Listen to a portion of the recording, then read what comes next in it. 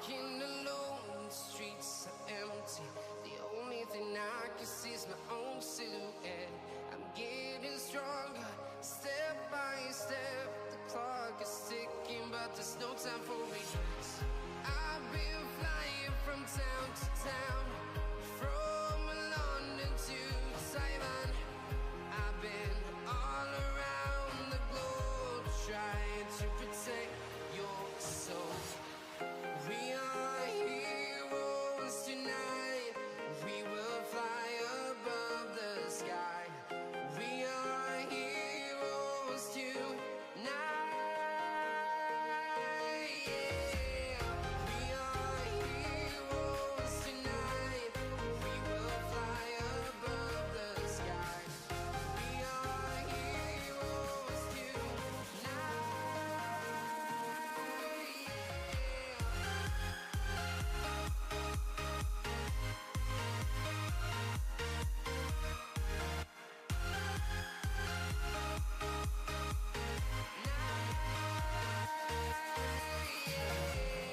Feel like a dynamite, ready to explode right up in the sky.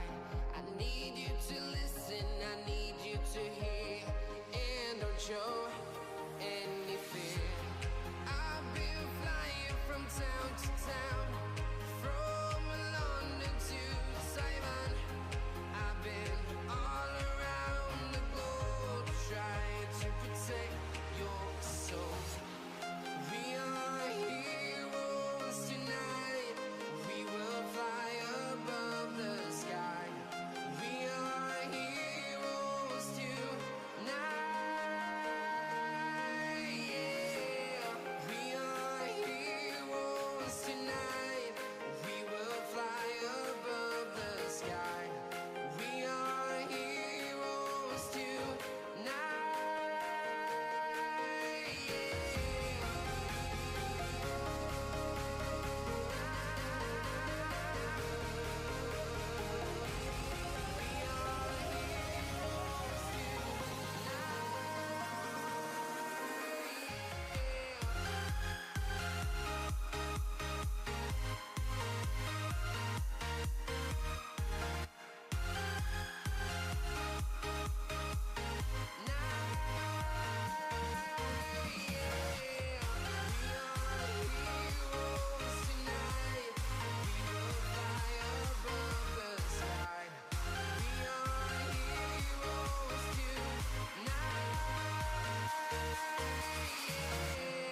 I've been flying from town to town, from London to Taiwan.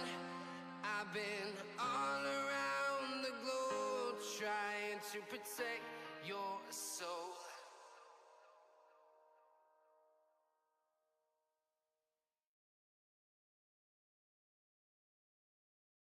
All right, hello everybody. We are back. We are back. Happy Canada Day to all my fellow Canadians. Hopefully, you guys are having a fantastic day on this July 1st. And I know that United States, they will be having their celebration on July 4th. So early July 4th to you guys. If you guys are traveling or taking a trip somewhere or whatever you guys do on your July 4th day. So yeah, we are in honor of Canada Day. We're doing a Canadian map. We're returning back to Chilliwack BC, 4X. So by Chumpy Farmer. And we'll be doing some farming on there, looking after horses, doing honey, doing all sorts of other stuff. So be pretty exciting here. I have had a series on this map for a while now. This is episode 38, if I'm not mistaken. So you can check the playlist for the progression on this map.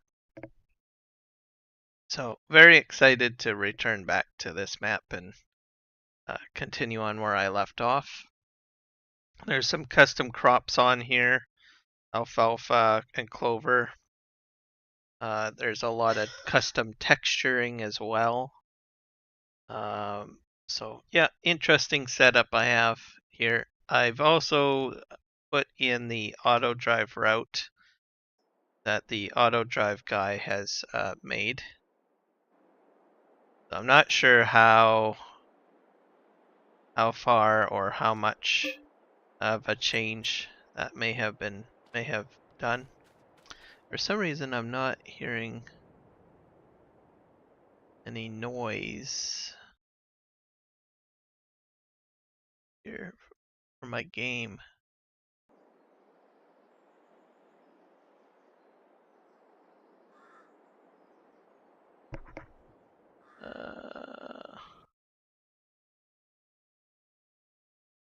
Game capture's there, but I'm not getting it through the headset for some reason.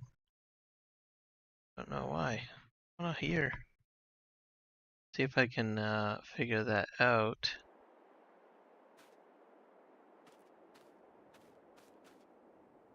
Wonder if I can go into the settings here. Let me just end. I'll just save the game here. Hit save. And then we'll quit. Maybe I need to adjust my audio settings for the game.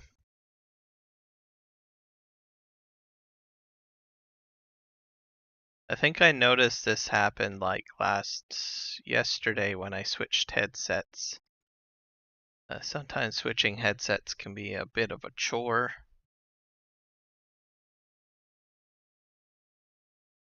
Let's go in here. See, it's very quiet. Again, I'll go in to the audio settings here. Never really had to go into the game audio settings previously. Sound volumes are fine. Hardware profile is. I don't think there is. This is the steering column. Voice mode is off. Volume master off. Steering, multiplayer, input help mode.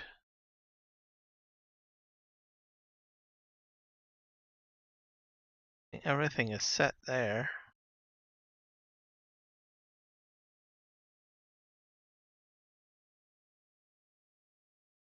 Maybe it's must be having an issue with. Let's go in the sound settings.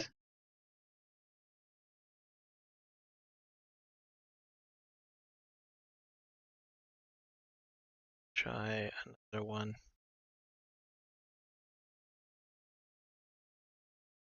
Output mode.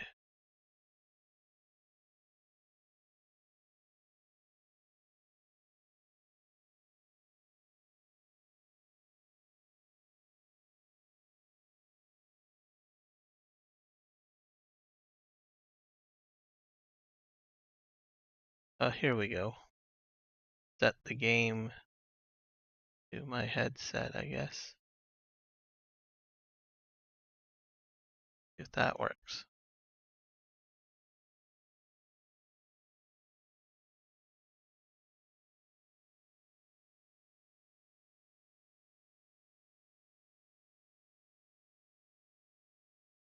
Speaker stream.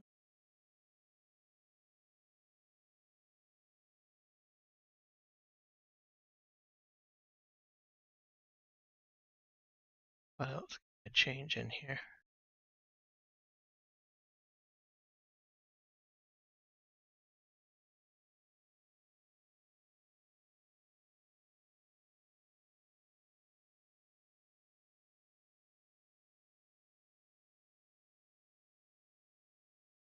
Go into my JBL software.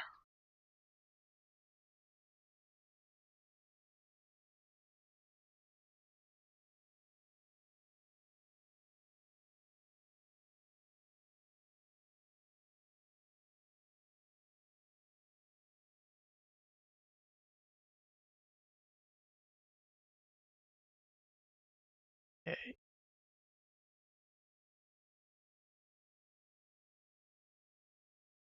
Not set as default. That's probably where the problem is.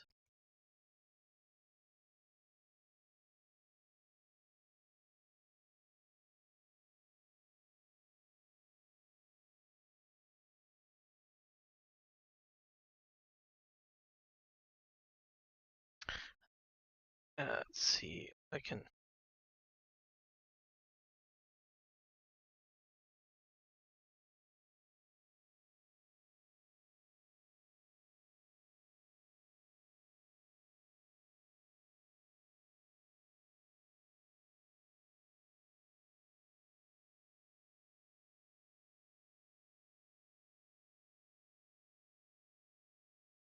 Go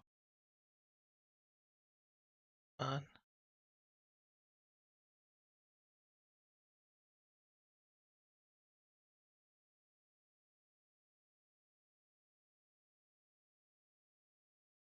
More volume setting.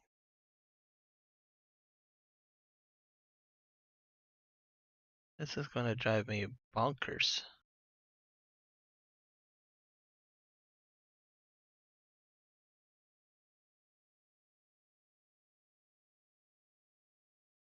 All right, let's see.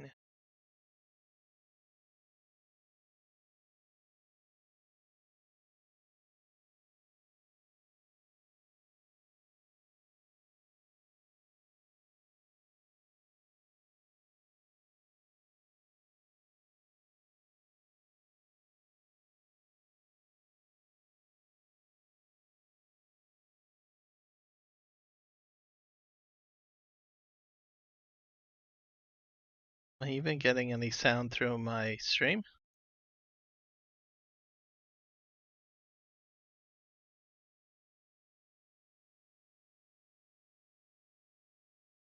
No, nothing through the stream either. No! The microphone is not sending it through properly for some reason. Oh wait, I do have sound now coming through. All right, do I have?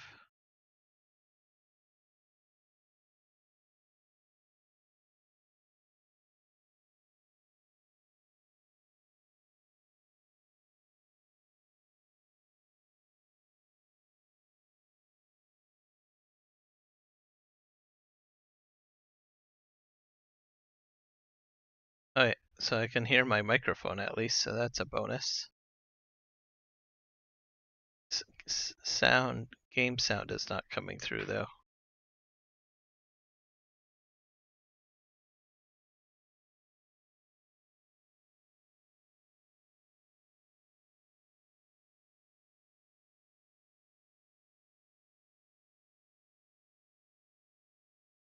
Let's quit the game out and try reloading.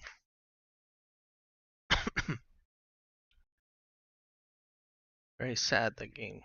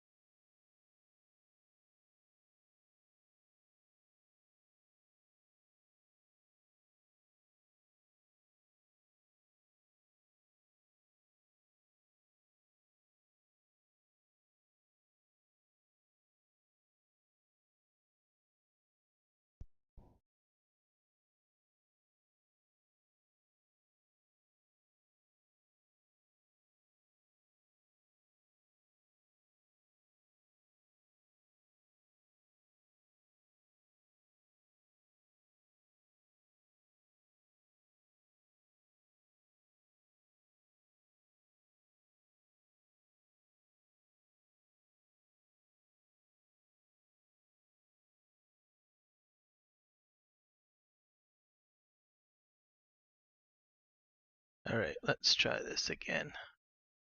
Play.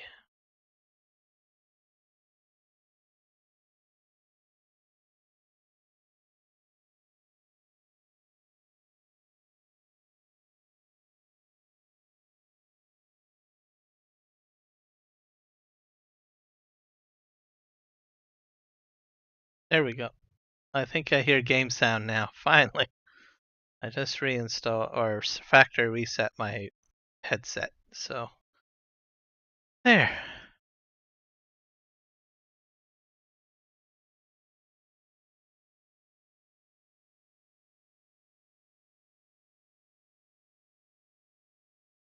There we go.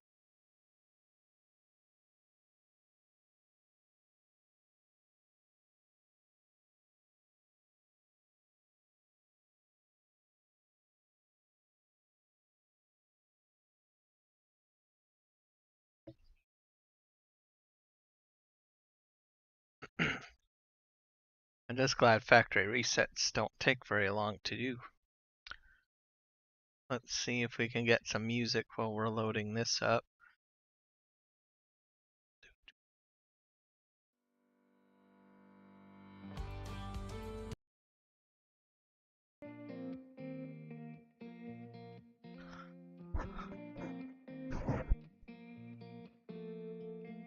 When we were younger, we used to sit on the grass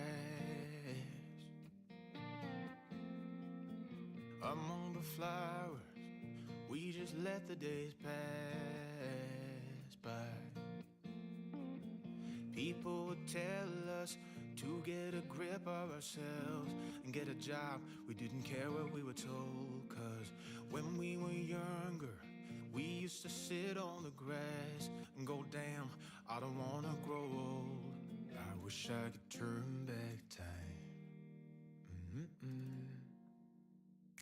Stay up all night singing songs on the terrace. We didn't mind sitting out in the cold.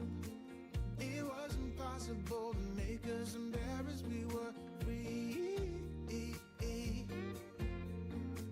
Do you remember stealing smokes from your parents?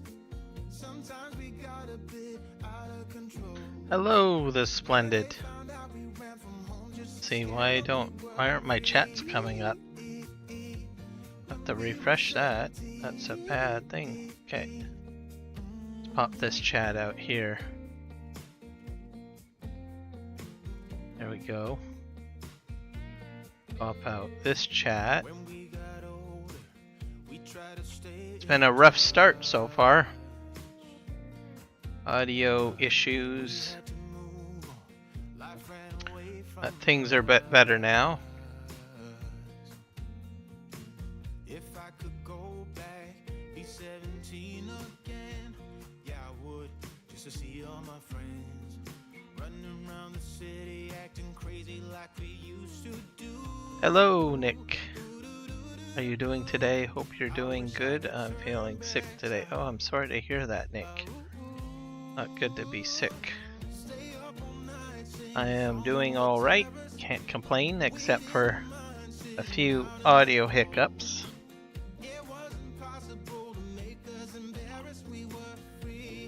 Something went a little weird last night because when I switched my headset during the live stream, I started noticing the game audio was gone, but I didn't really make much of a fuss of it because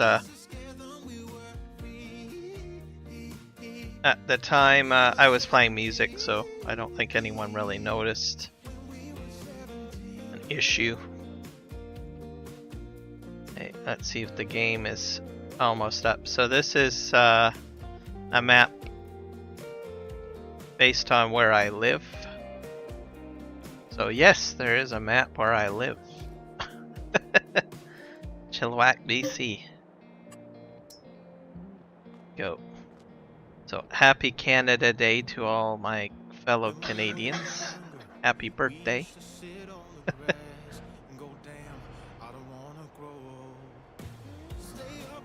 Okay, well that's good. Thank you, Nick, for letting me know that it's working.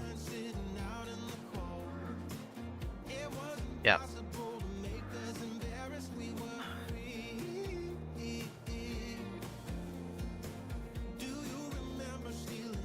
Where's my this is pretty much the farm. It's 8:49 in the morning.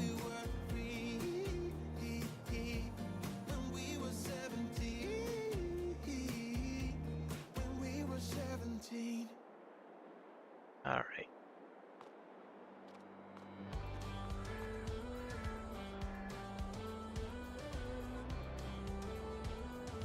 I'm gonna move this over here.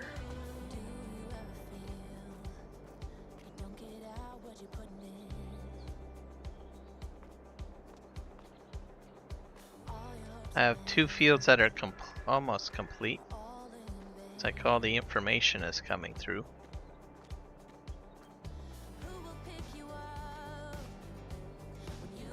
A nice maple red for Canada Day. I just lucked out, I guess, with having these colors. The month of fall.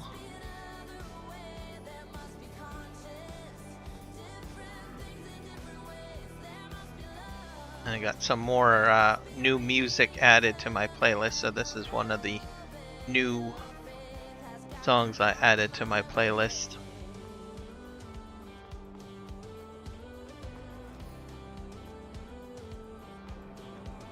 Eventually I'll have to go find some more. It just takes a bit of time sifting through different genres of music and everything like that to find something that you enjoy. I enjoy listening to music while I'm playing. Okay, here we go. This over here. There we go. Combine. I have 2 horses. That's this guy going.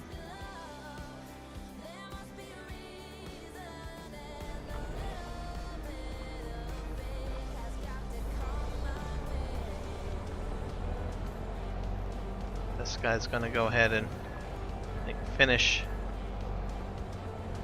doing what he was doing.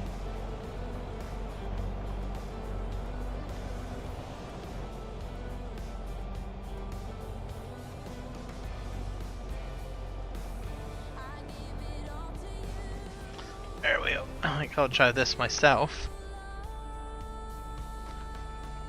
It's a bit muddy, but I'll fine.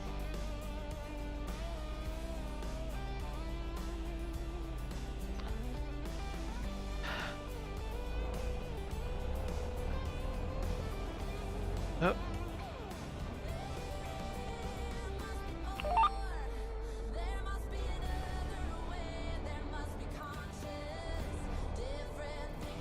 I need to make one more adjustment though.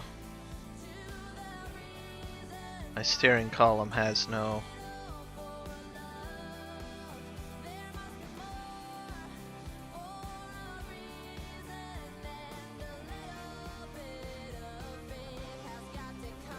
There we go. A little bit of tension in the steering wheel is always good. There we go. We're rocking and rolling now. I haven't driven this Ford in a very long time. Okay. Just make sure we're aligned. Let's see if we're... Okay, we're ripping things up now. There we go.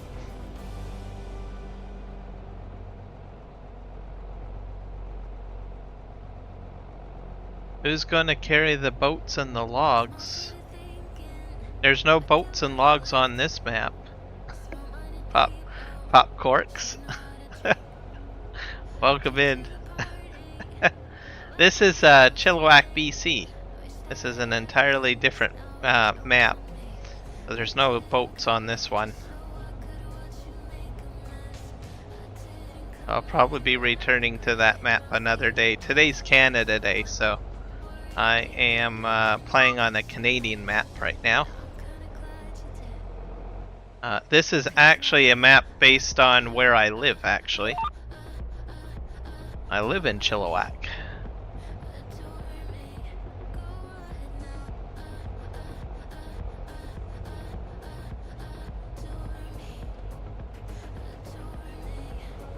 So I usually bring this one out.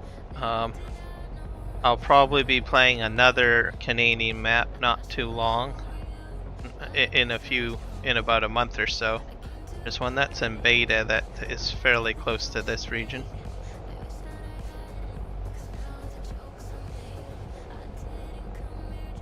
Yep, no boats, no alligators.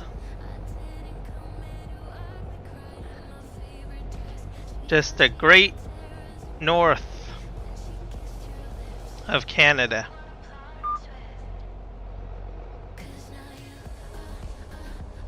Maybe you might see deer, maybe you might see bears, or mountain lions. Maybe a wolverine.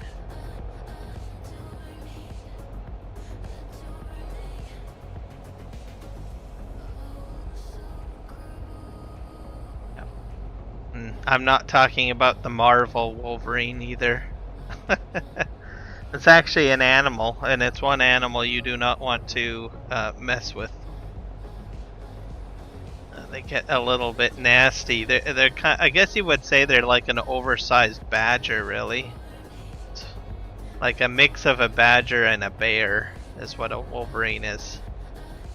But you do not want to make them angry. Even grizzly bears are afraid of wolverines.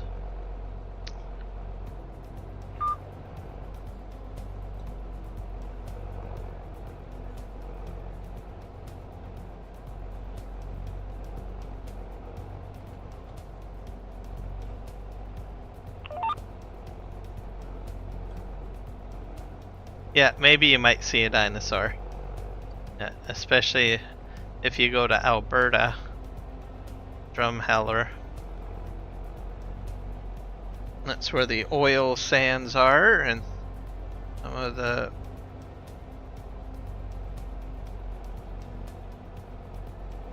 dinosaur museums are too.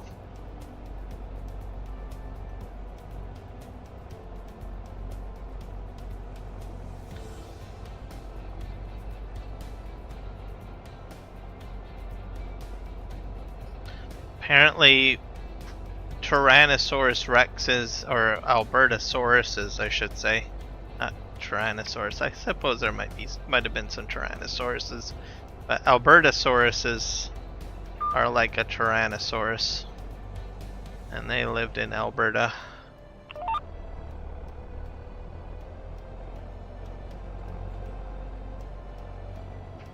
So I just added the Auto Drive Guys map to,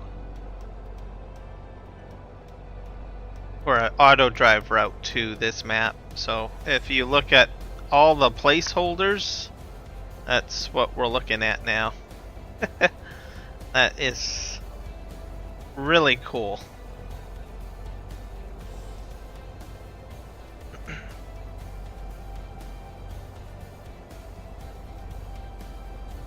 I'm driving a Ford at the moment. So a 48970 at the moment.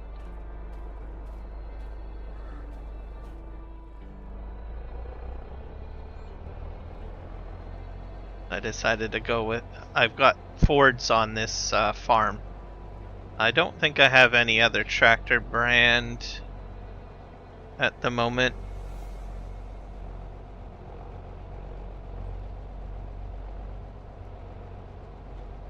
So, I might have one or two. I'm trying to think here.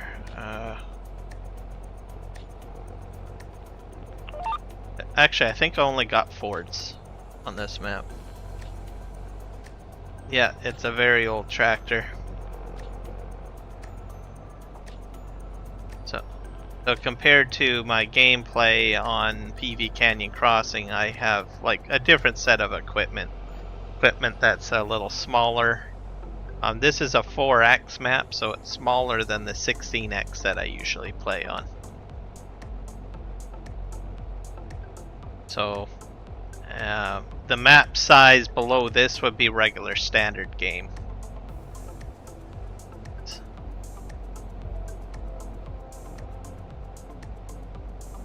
I enjoy playing on 4X's and 16X maps. I did try a 24X map, but that was just way too much work. I did pop on one. I think it was No Ends or something, or Ends. I can't remember the name of the map. Very nicely designed, but I was like, no, this is just way too large.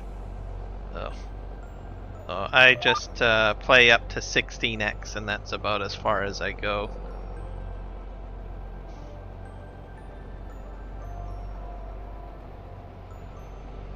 (1955) Ford 848 NA. Around the property later on, and oh my gosh, that's crazy. Oh, you should talk to Michael. He's from Texas. He always talks about the weather. I did not know you were from Texas, Hop Corks. Michael would be overjoyed knowing that a fellow Texan has popped into the chat. Aren't I right, Nick? V Peaks, Little Brain, hello. Are you seeding? No, I'm not seeding. I am. I'm plowing. This is the plow that I'm using. I'm just trying to plow. This is fall, by the way. We're just going through the motions of plowing here. Yeah, 105 degrees in Texas is really hot.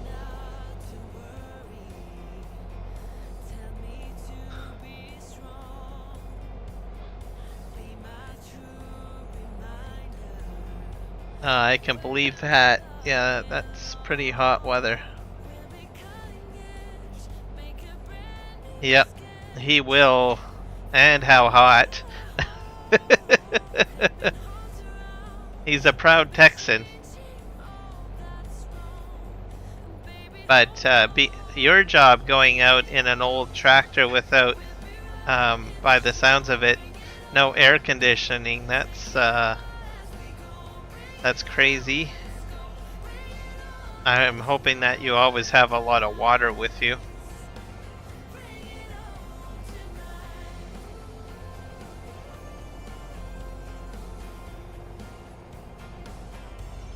Hello, Moose CZ. Welcome in. Or Zed, however you want to pronounce it. CZ or Zed.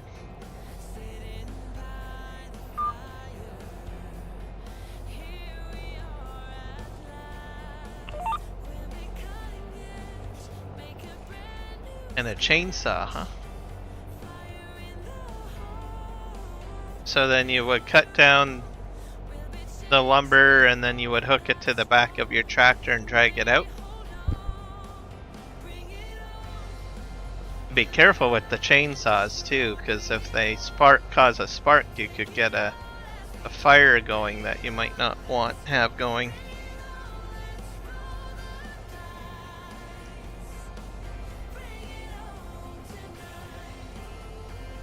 And if it's really dry, you get a lot of dust too if you're dragging the lumber out. Oh, you're clearing some land? Oh, gotcha.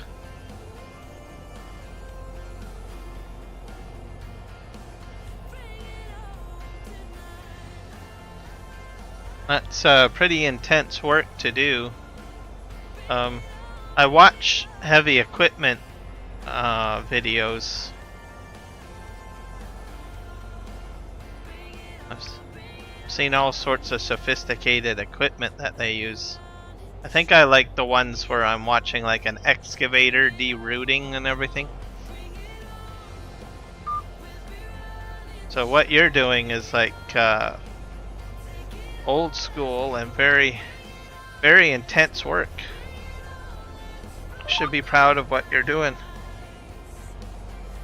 Not many people can do that, I don't think, anymore.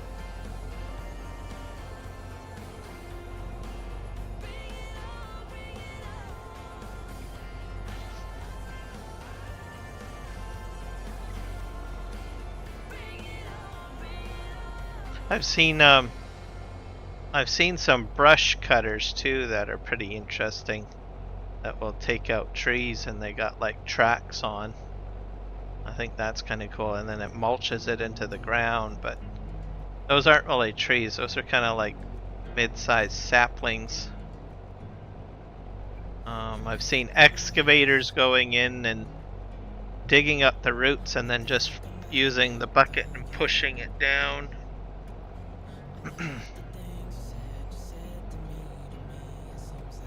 I've seen chainsaws, people with chainsaws.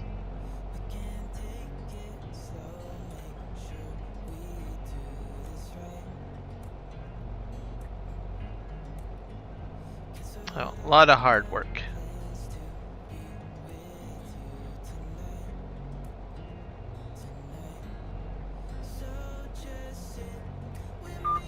I think I'm actually enjoying my new music selection that I put in. I might try looking for some more later.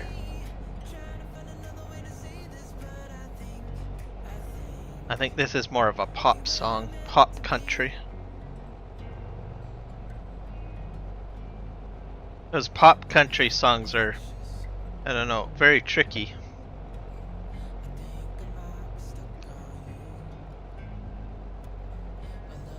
I'm replacing your headlights on a 2008 Honda right now. Ooh, sounds like quite the project.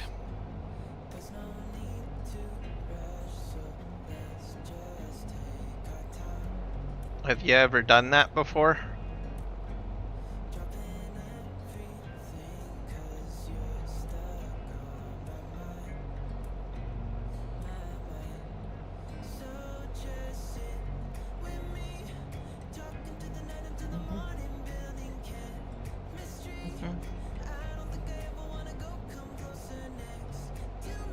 I like how the mud gets inside the cab.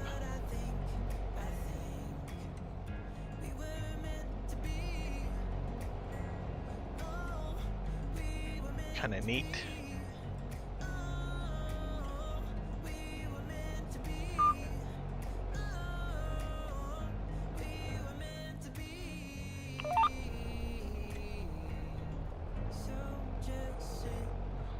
I also got the real dust mod turned on here. Not sure if it's really doing much. Maybe I forgot to enable it. Oh well. Let's see if I can hit this button. Oh yeah, dust scaling I can adjust.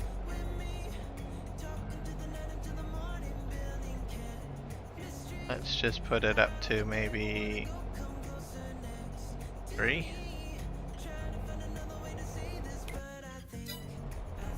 There we go.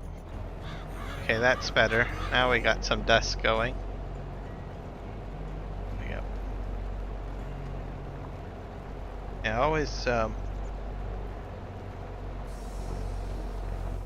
back in cab. There we go. So how long is it going to take you to, are you going to be able to get your headlights done right away, like today, or is it going to take a couple of days to do?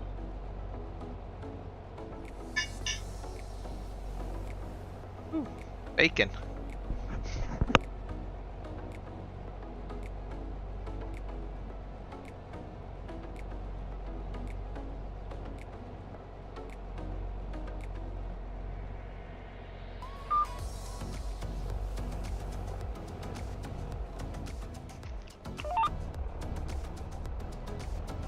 So I'm trying live stream a little earlier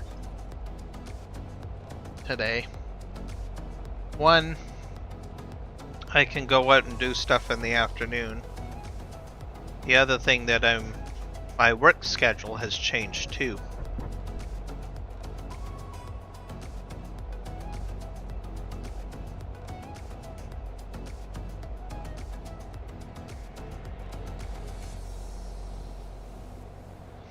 So I'll still have Sunday, Monday off, but I have to work in the evenings. So my work schedule will be 2 p.m. to 11 p.m. my time. So it's like, well, what does that do for my live streaming during the week? Not that I usually commit to live streaming during the week.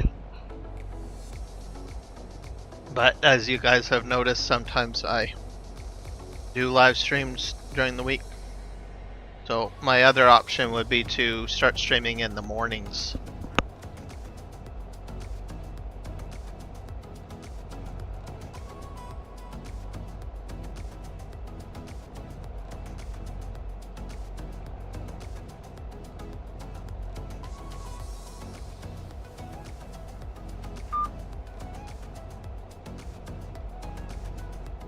Yeah, the shop likes to pay a lot, so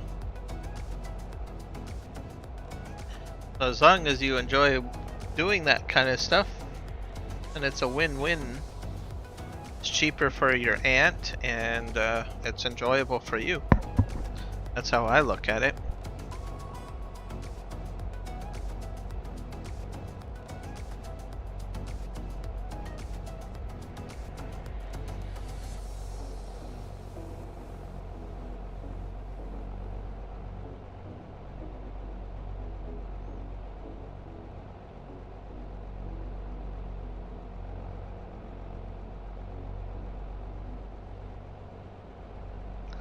It's good to do things for family as well. Help them out. It shows that you care and you respect your family, which is a good thing. And then you also save your aunt an expensive installation bill too. Same time.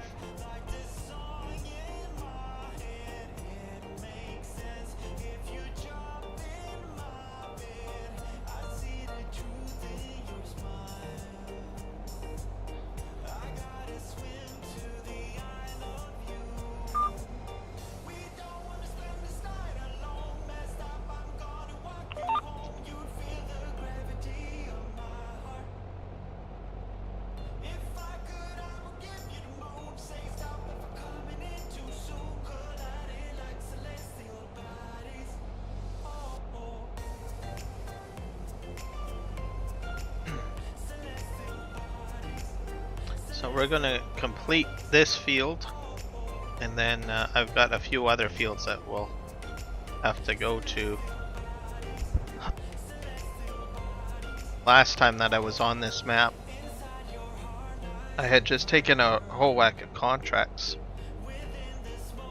and they're all plowing contracts. But now that I got an auto drive route, it'll make it easier for me to get my people around, or my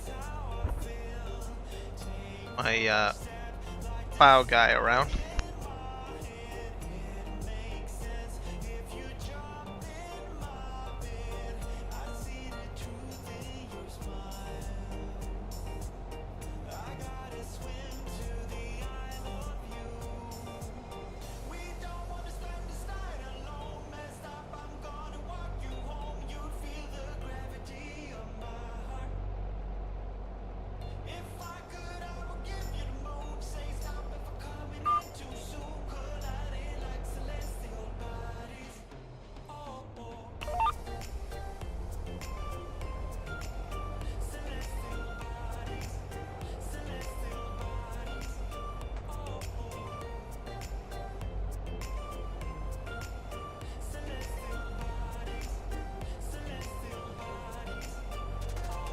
Is it a farm acreage, or is it just mainly trees?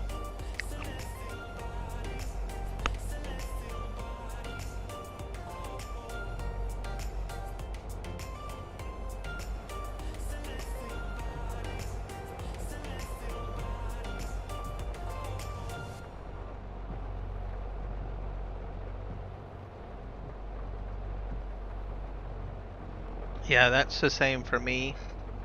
I do. Let's see. I have played 19, but I mainly play 22 now. I do enjoy the logging. It's a lot of fun. It's not everybody's cup of tea, but it makes it more challenging and interesting, I think.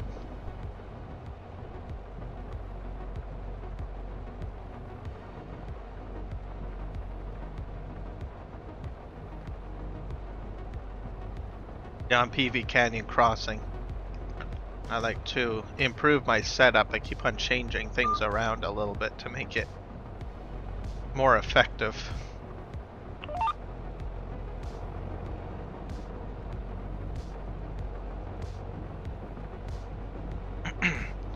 Hopefully they'll add some more equipment in 22. I don't think you'll get equipment right away. If they do a bundle for logging, it'll most likely be in a DLC. Probably maybe the second year is my guess.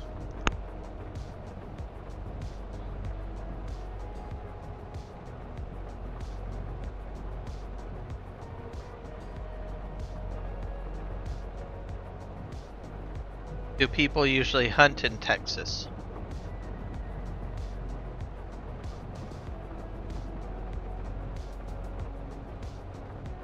I guess you guys probably have deer. I think you can get deer anywhere, really.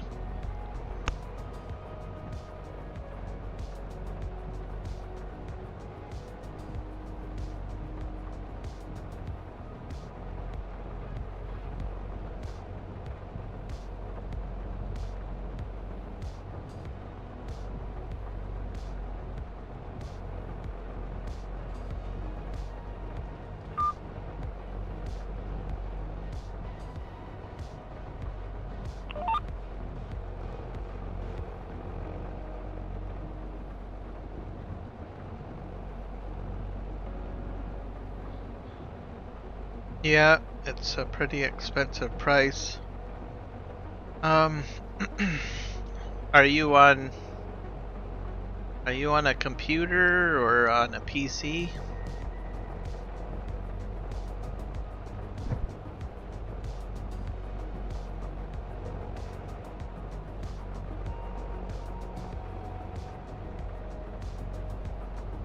On a console.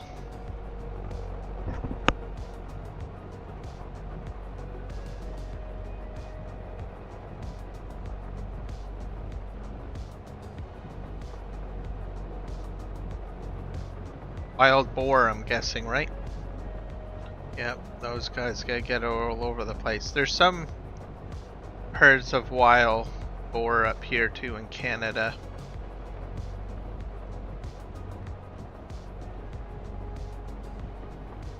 On Xbox. You probably have to wait till there's a Game Pass for it.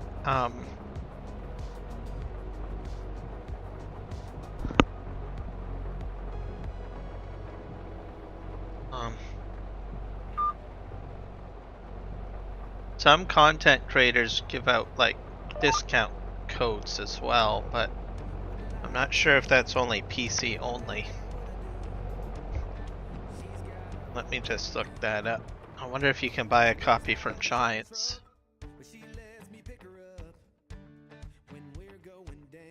Let me go to the Giants website and find out.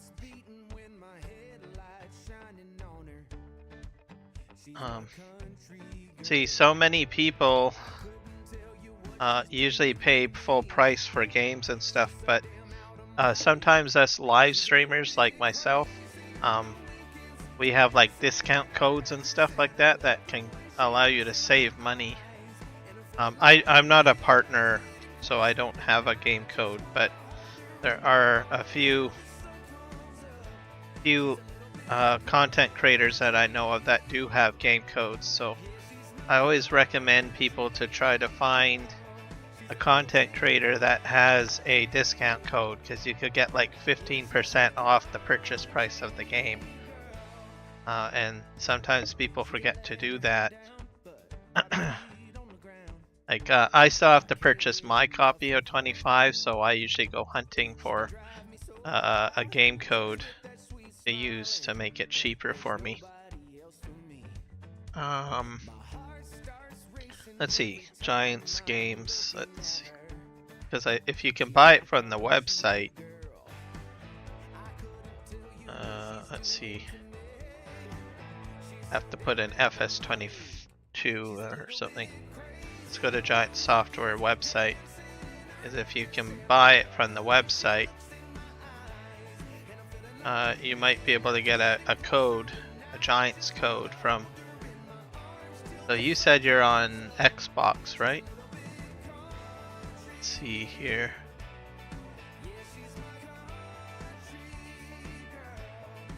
Oh, yeah, you can pre-order. You need a Series X or a Series S.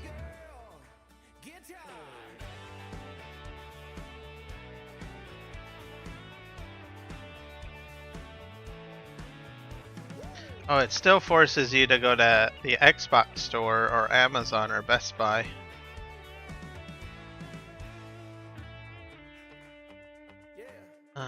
Let's see what a PC DVD. Yeah, those are all physical locations. Credit card. Let's see. Partner code. Okay, so physical PC version. Oh, that's a digital version. What about Windows PC? I'm not sure how console versions work. I'm getting all nerdy here. Let me just see here. What if I try the Xbox Store Digital Standard? Can you put in a partner code here?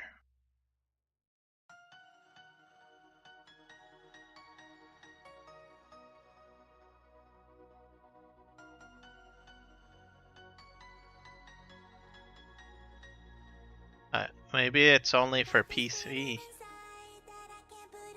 I'll have to look into that. That's got me perplexed. Pre-order. Thinking. You're on a Series S? Okay. I have to accept cookies.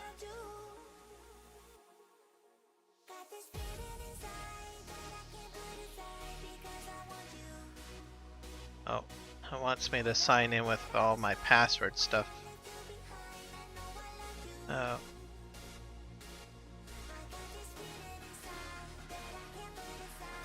I'll have to inquire on that. I have a few people that I can probably ask. I'll send a Discord message to someone. To Argsy Gaming, and we'll see if he knows about because I believe he has a Giants partner code, if I'm not mistaken. Oh, he has a few codes.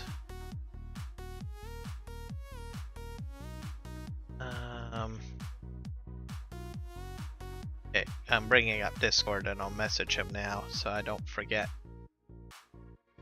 One day I will probably have my own partner codes, but my channel just doesn't have all the subscriptions yet. So once I get a higher subscription amount, then I'll probably start going after partnerships and then be able to provide my audience rewards. But in the meantime, I will send to other people.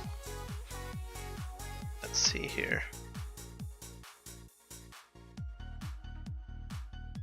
And you have a Series S, right?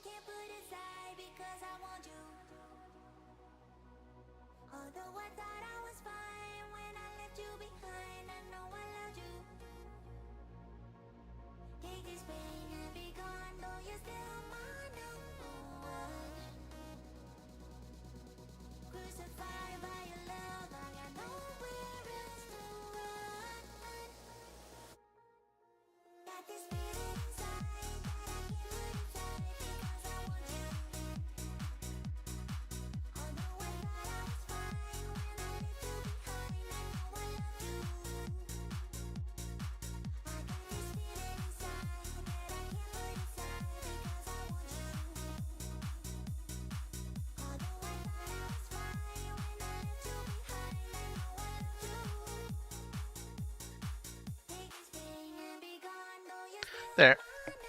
I sent a message. I'm not sure if I'll get a response right away, but if I do get one during the live stream, I'll let you know. And then maybe I can figure out a way to make it a little cheaper for you. But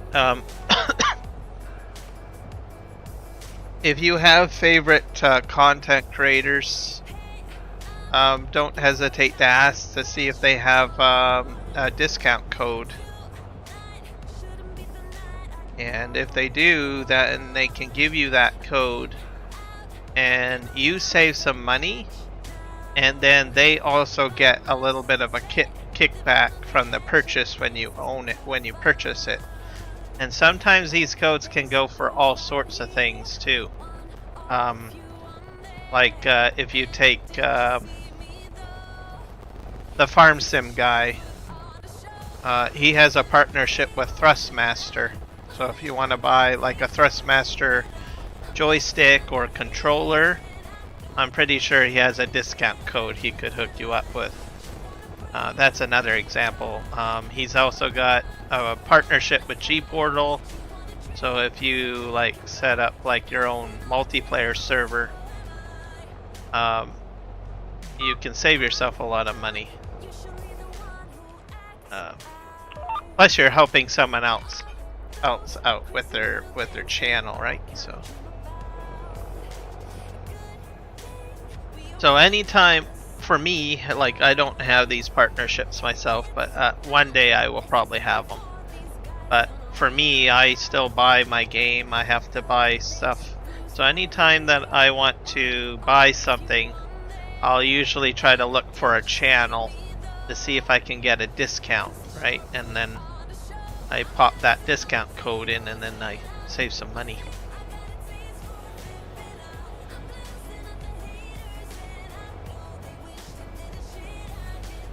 Oh, well, I appreciate it.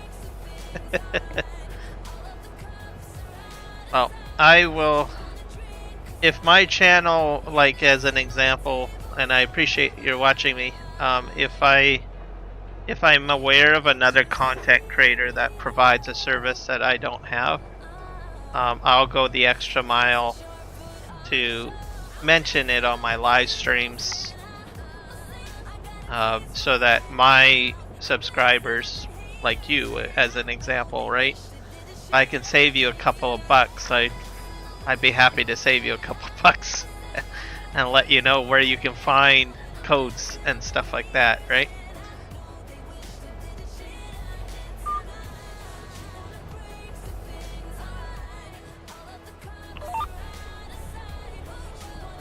But it's amazing. There's all sorts of stuff like it doesn't really have to be just video games too. There's like content creators for all sorts of other things, right?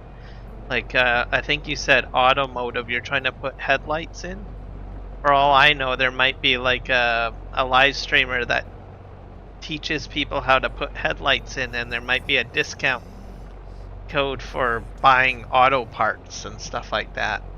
I'm not saying that that's the case, because for sure, I'm just using it as an example, but for all I know, there could be, right? I'm not really an auto person, so I'm not really into cars, so I don't watch a lot of YouTube videos on cars and everything like that. But you never know, right? What else is another example? Maybe you like reading books, right? You might find a YouTuber that, I don't know, talks about books, and they might have like a, I don't know, discount code for purchasing books. It's kind of interesting.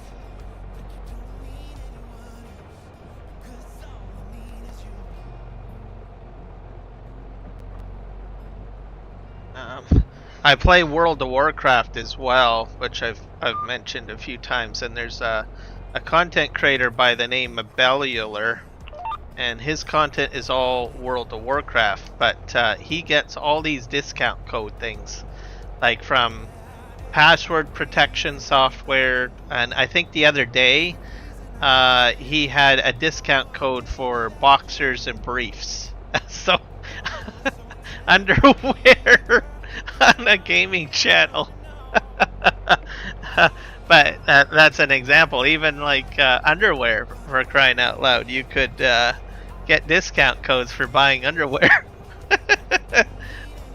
Oh god.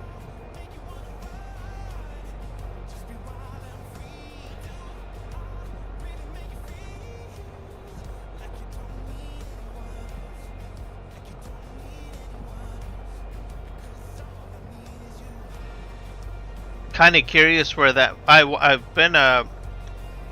watched a lot of Bellular, which is the World of Warcraft guy, for like years, and I'm always like wondering, where the heck are you getting all these discount code offerings and partnerships and stuff like that? Like, he's got all sorts of them.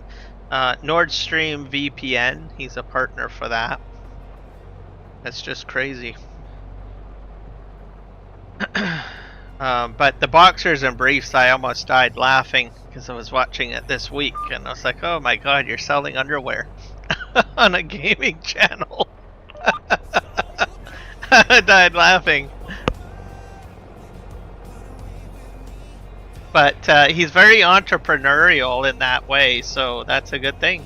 So he goes to the extra mile, and I think he has to do it because he's got a full studio and staff. So as a content creator.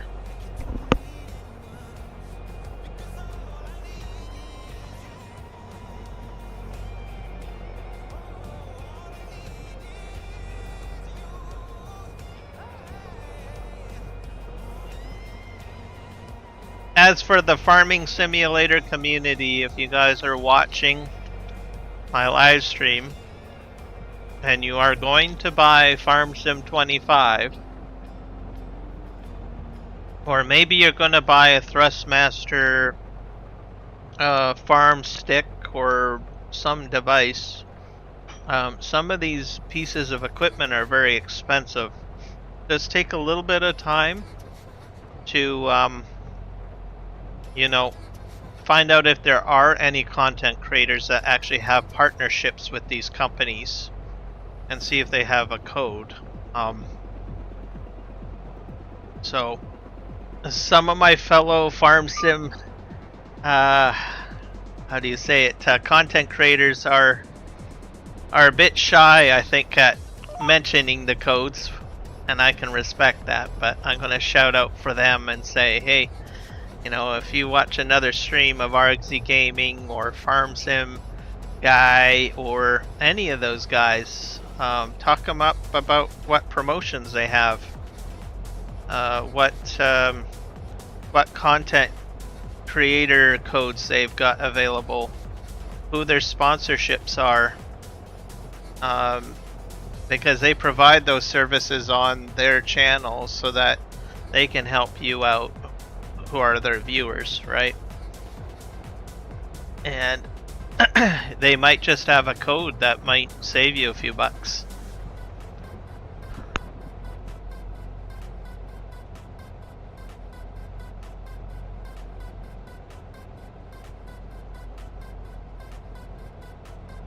So keep that in mind.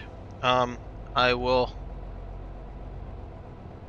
do my best to let people know where they can get codes and stuff like that. Even myself, I sometimes forget to mention that, but I know that everybody's intrigued in buying Farming Simulator 25, so I'm going to put in the extra effort to mention, at least on every stream that I have, that you can get codes somewhere.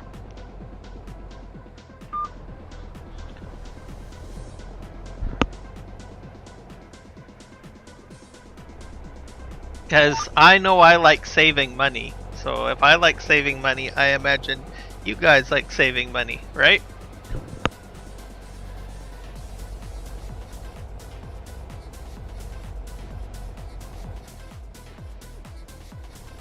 Yeah. This is a cool effect. So when it rains, I get like water on my fields. I like that effect. I can't remember the name of the mod, but we get a lot of rain in Chilliwack or in the Fraser Valley, so when I heard about this water plane mod, I decided to add that in.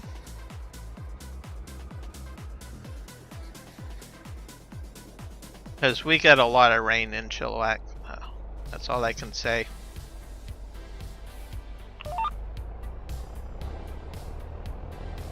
Do do do do do do do do do.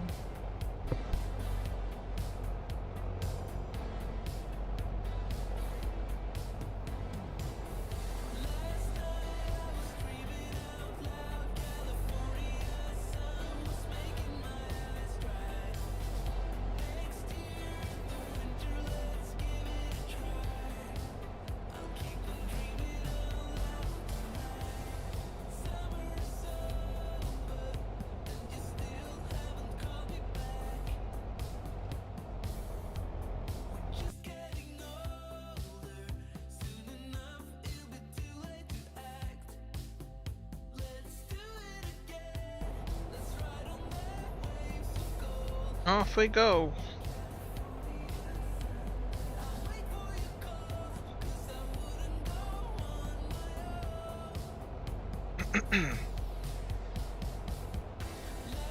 I'm not sure if I installed the I'm trying to remember the brand name. Versailles on this map. I don't think I have the Versailles installed on this map. It's just Ford.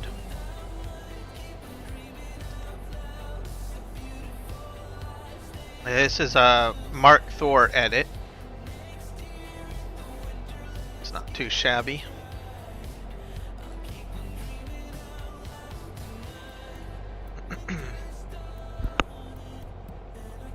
Got the speed for the game up to 10 because I'm in the months of November and there's not really much to do in November. I'm just gonna fast forward through the month, I guess. Most of my fields are already prepared. But right now I'm just doing contract work at the moment. I turn the lights on, so it's probably going to start getting dark pretty soon. I do have to pop back to the farm to make sure that I've got a sufficient feed for my horses, so I have a horse farm on this map.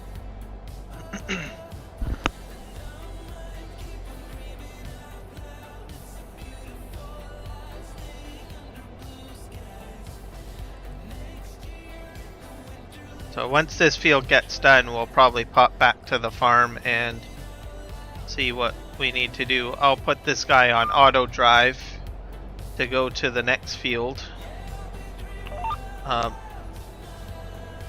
And speaking of auto drive, I will give you guys a link to the content creator that created the route for this map. So I've been waiting for this auto drive route for a very long time. I sort of had a quasi one built, but I even put in a request, but I guess there's so many people that want different how do you say it? Want different routes made. So finally, we have an Chilliwack auto drive route. I'm gonna put it into the chats here.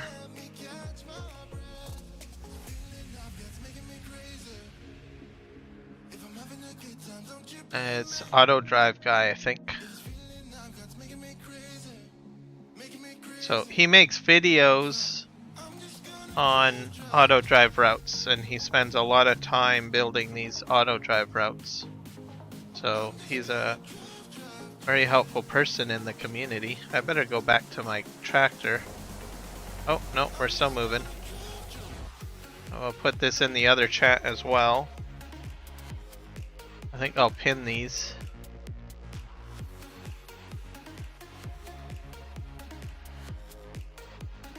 In message.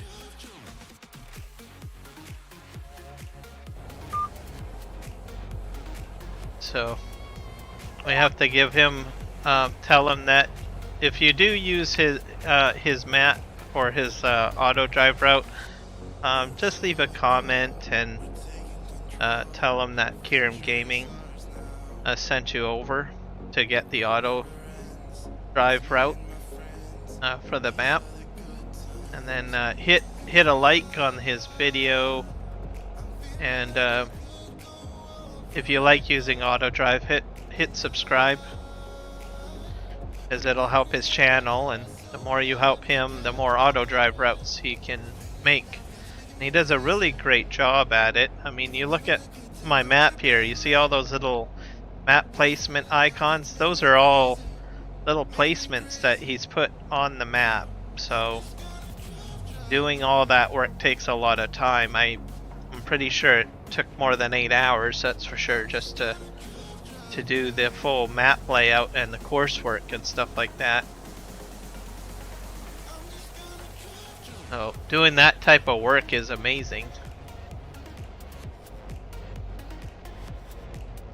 So we're at 1700 hours. We'll hit daybreak again at some point, as we're at 10 times, so you'll probably start seeing the days cycle through quite quickly.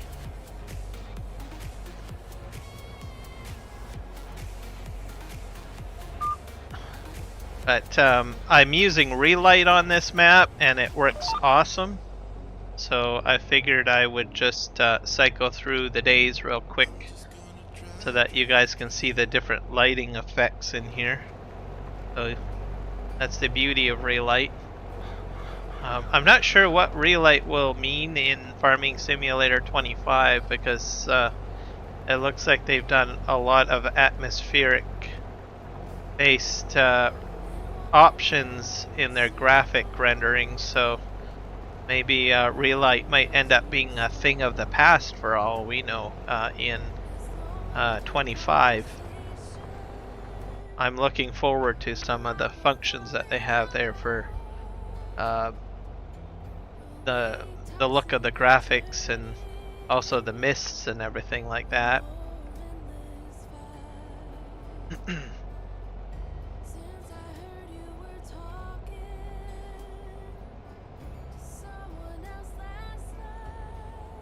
And then also keep an eye on the schedule for this week. There is FarmCon this coming weekend, so you might want to check out some of the live stream coverages for that, so that you have a better idea of what will be incorporated in the next game. I think for me, land deformation is kind of interesting. I wonder if we'll get a bonus on field preparations, like yield bonuses, if we use like tractors that do crab steering or crab crawling.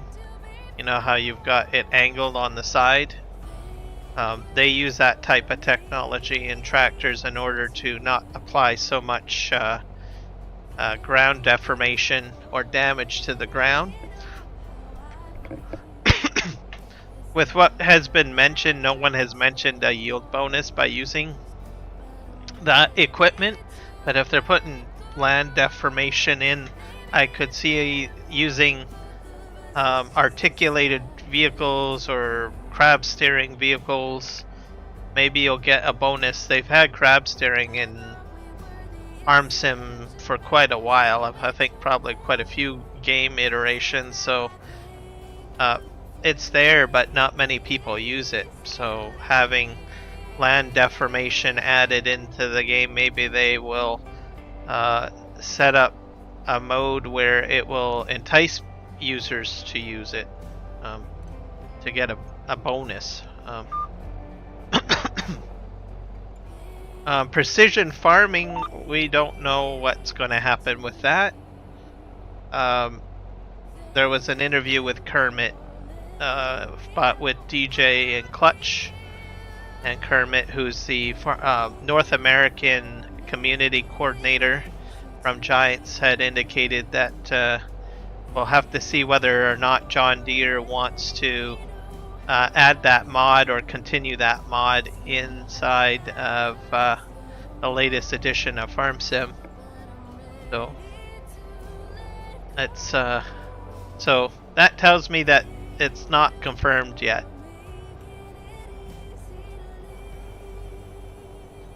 So it's hard to say whether or not we'll see that added as a mod in. I think it's a great mod, precision farming.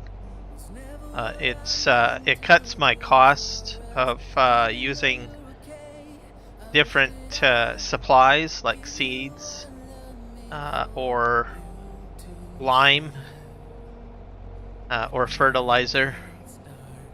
I think a lot of people were confused with it in the beginning, but I think people have just become accustomed to using precision farming when they're playing Farm Sim. So I really hope that they will keep it. I was skeptical of it in the beginning. I was like, oh no, this is going to be too complicated and I don't know, not as fun. And then I started playing with it and I saw the benefits of it. So I really hope that that mod comes back. But I got a little nervous when Kermit had mentioned that, or it sort of, I can't remember how to quote him, but it seemed like they haven't had the discussions. But maybe that's not a big deal. I mean, they are just announcing Farming Simulator 25, so it sometimes takes a little while to get all your eggs in a row, right? Meaning that maybe John Deere will eventually start working on it maybe later on, maybe in the next couple of months, and then soon you'll see a release of it in November or January. I think there was a slight delay, if I remember. We didn't get precision farming right away. I think we had to wait till January before we actually got precision farming. So maybe the same thing may happen with FS25's precision farming. We might not see it till like maybe January. So this is all hypothetical, everything I'm saying, so take it at a grain of salt.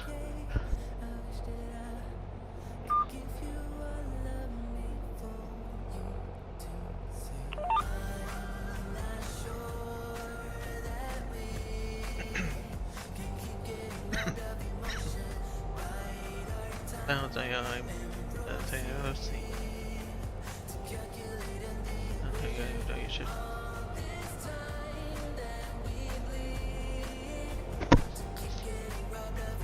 So now we're in the middle of the night. So this is pretty accurate where I live. On a kind of a if we've got a clear sky day in the middle of the night, it will look like this where I live. So in case anyone's ever wondering whether or not if it looks like this, it does. But most of the time we have a lot of cloud cover, so it's like sheet of gray, literally right across the sky.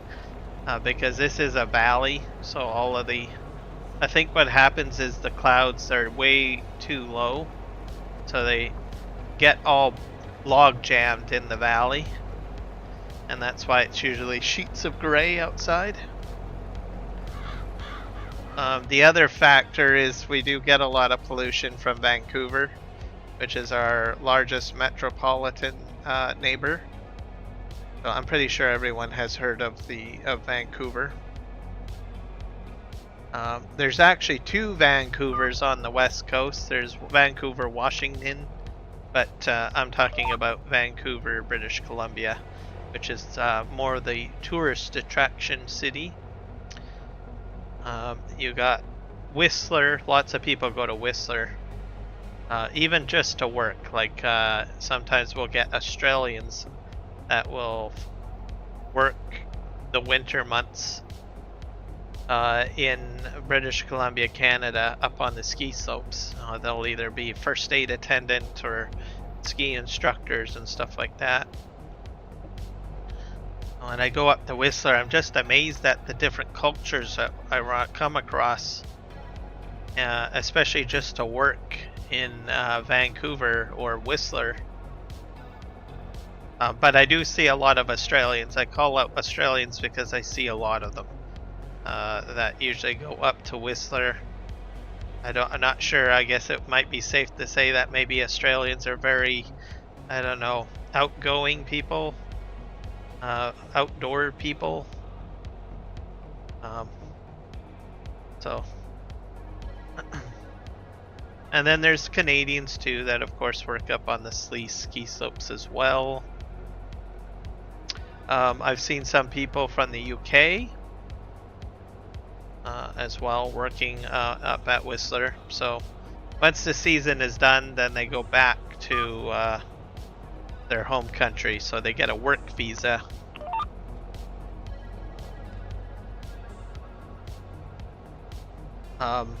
Other industries in Canada, as of late, we get a lot of people from India. They'll get a work visa and they'll come into the country and they'll work. They'll be in our, I see a lot of them in our hospitality sector, our agricultural sector as well, where I live anyways. Some of my co-workers in my own job placement area, they have work visas and they come to Canada to work in the company that I work in. I'm an office kind of guy, by the way. So there's that. We get a lot of South Americans that work our agriculture. So we have a lot of tree farms in the Chilliwack area. And we have a lot of people that come up from Mexico and Colombia. Where else? Other parts of Brazil, Argentina.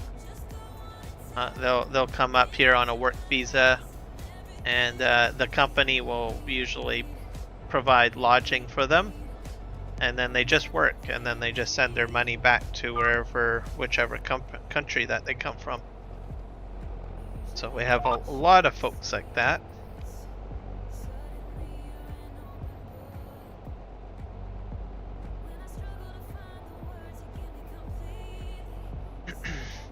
Some of these, if they're a long-term worker, sometimes they apply for residency or citizenship and stuff like that.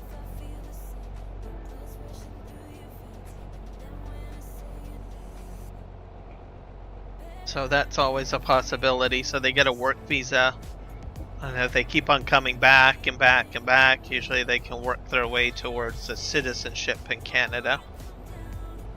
And then they move here and they live here.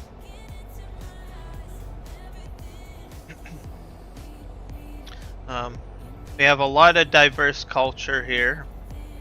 So there's a lot of, especially where I live, there's a lot of Dutch farmers. So they've been here. So when Canada first became what it is, they used to give out parcels of land for free. So a lot of Dutch settlers had started farming, and that farmland got handed down through the generations. But they have a lot of strong tradition from, not sure if it's called Holland anymore. I don't think so. It's called something else. I'm bad with my geography, but they have a lot of traditions. They've just built really strong dairy farms and agricultural farms in Canada. The Fraser Valley has a lot of horse farms. There's a lot of cow farms. What else do we got here? We got a lot of vineyards. So blueberry vineyards. There's apple vineyards. Trying to think of what else. We do a lot of corn. Corn in the Fraser Valley is very famous. Tree farming as well. Oh, I think I've done 145. Let's Cash that in.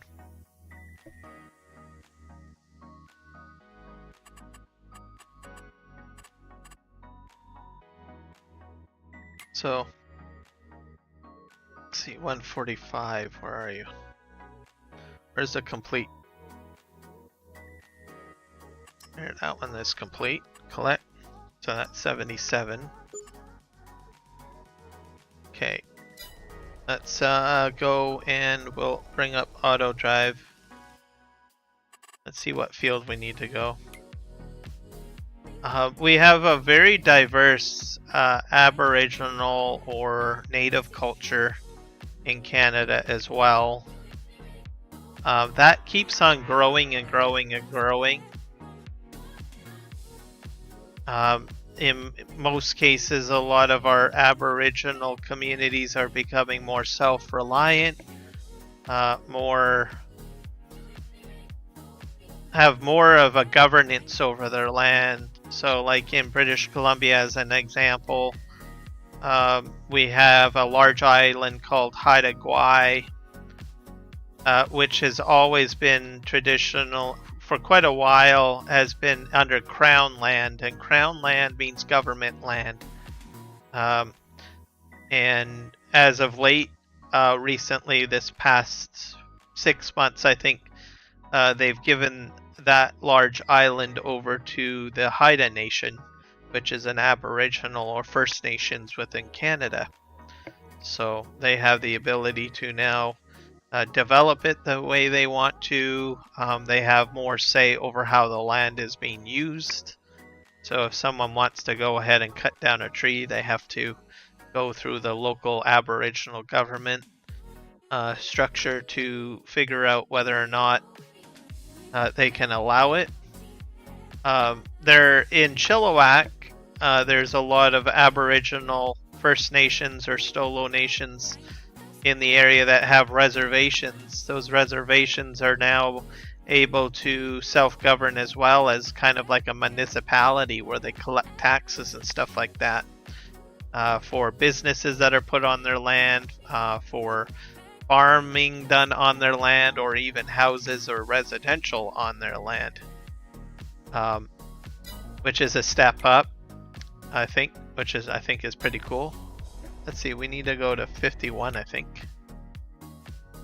Where's 51?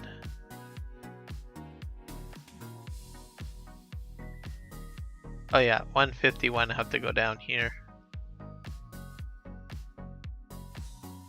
So let's bring up auto drive. Let's see how auto drive does here. So we got farmland.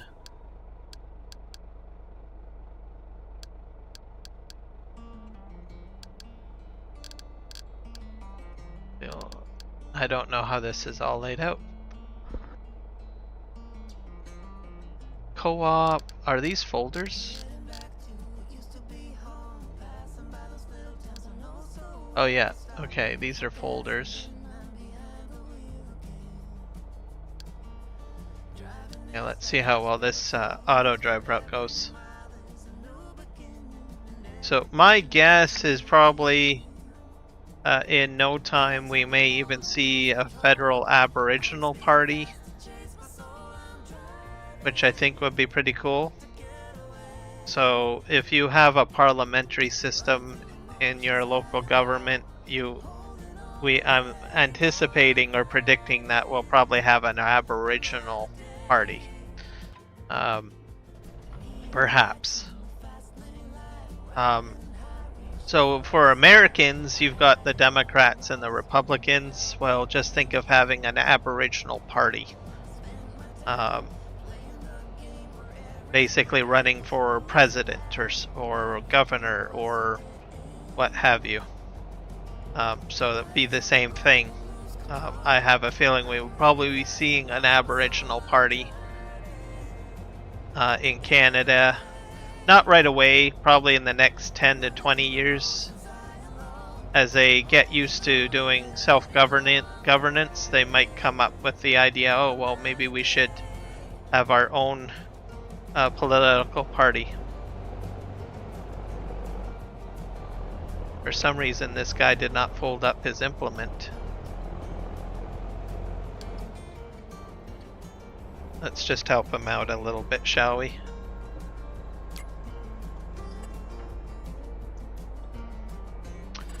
Maps on console. That's a good question. Let me see here. I'm gonna try to find one. I'm gonna go to the map. I can probably share you a link. Let's go to the mod hub.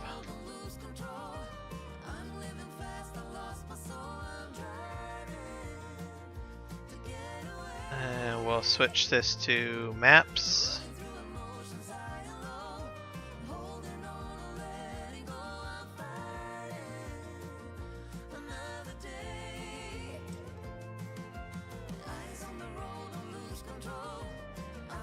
Trying to find it right now. Let me see.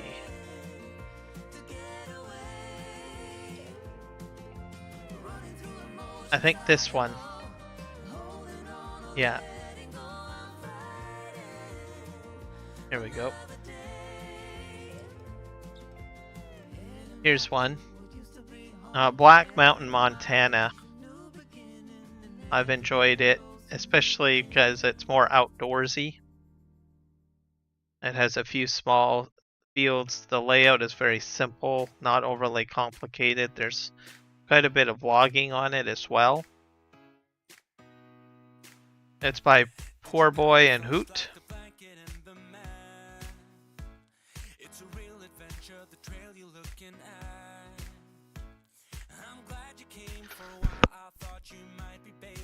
So we have for maps here.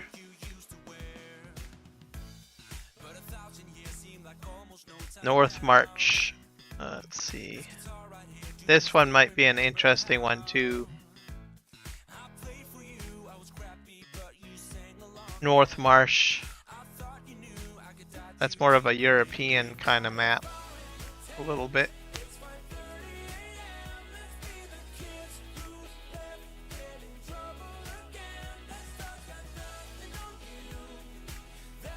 Okay, we did Black Mountain already.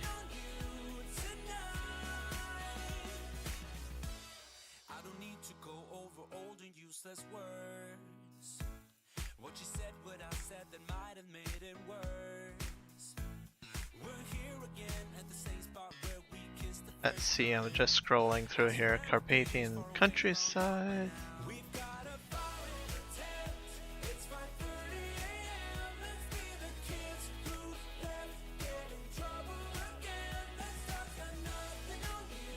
Crater Lake. Oh. If you want a Canadian map, oh, that's PC and Mac. Sorry, can't do that one.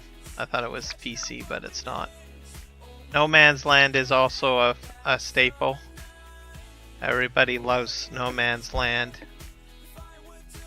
Oh, here's another one. That's No Man's Land, that last link. Everybody seems to like No Man's Land. You cannot go wrong with No Man's Land.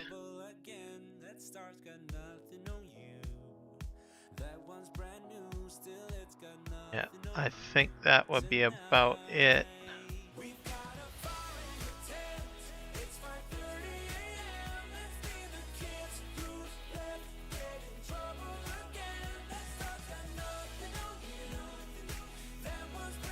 And if you, let's see, is this one? If you want something more sci-fi, you can even farm on Mars. This one's been kind of in the news lately. Mars, the mission. So, if you want something kind of sci-fi nerdy. And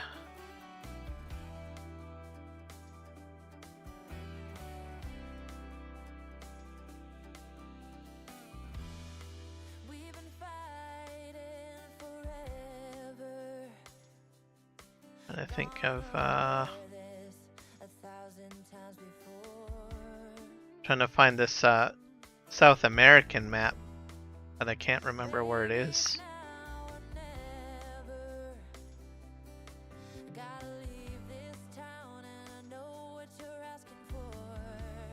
Lazy Acres, the Forgotten. Ooh, Forgotten Island.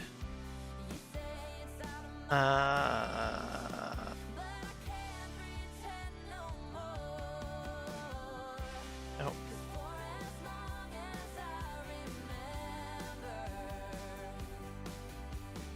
Western Australia. Here's another one. If you like, oh, you like American maps. Here's an Australian map.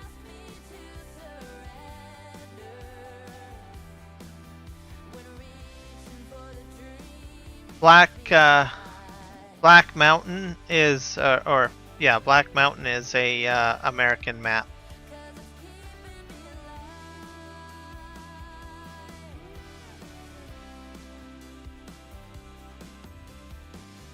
You probably find it in like western Washington because there's a lot of trees.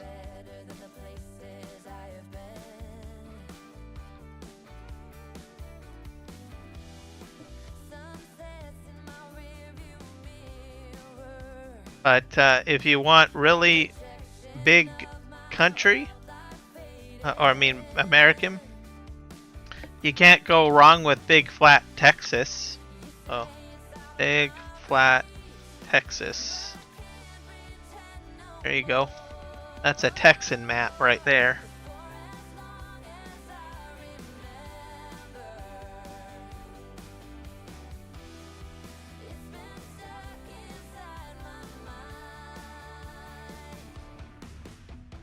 It even has a train on the map and a lot of dairy. Very large fields too. So I would go with that if you want like a Texan map.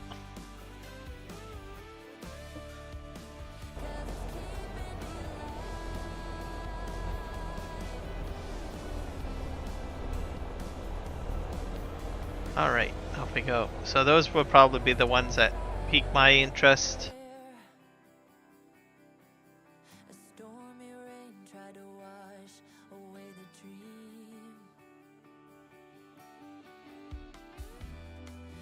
But so Nord Marsh I probably wouldn't go with. No Man's Land is like a complete fictional map, so you could consider that America or any country really, because you make it what you want it to be. And then there's Mars, so you probably wouldn't want to do Mars. So Black Mountain, Big Flat Texas, and No Man's Land.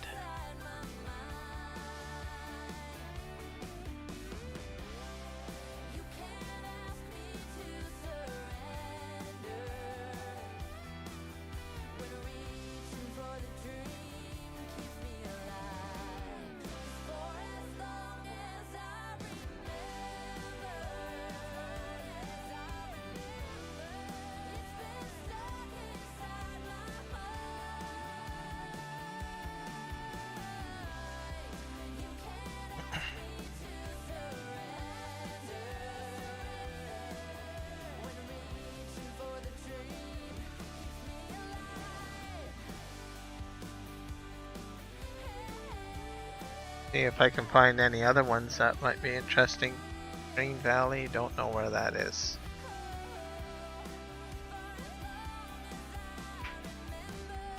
Scrolling.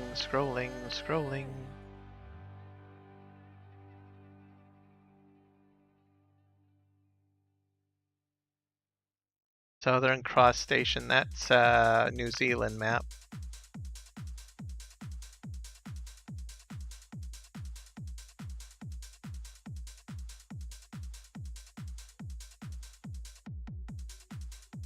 Old Stream Farm, is that? Oh yeah, here's a really good map. Old Stream Farm. But it's European style. I'm just throwing this in because it's a map that I enjoy. It's European, but it's quite popular.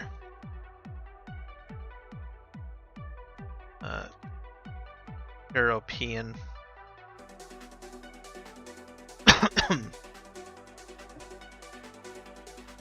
See if there's anything else that we can find here. Maps.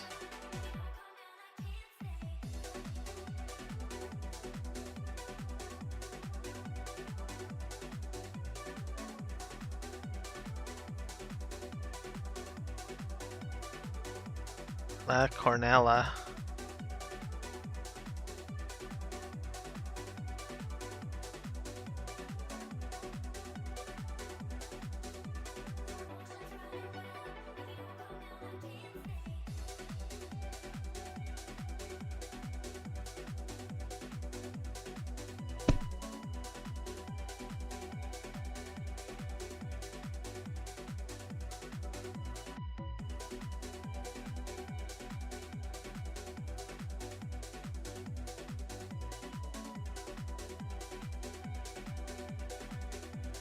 Oh, I think that's. Let's see what else we got. Let me go back.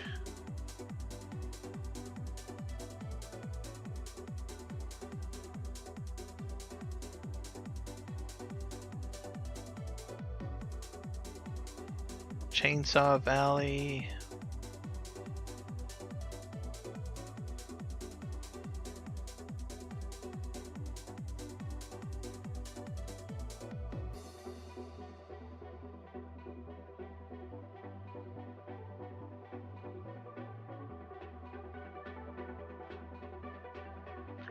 I wonder where the plantation is.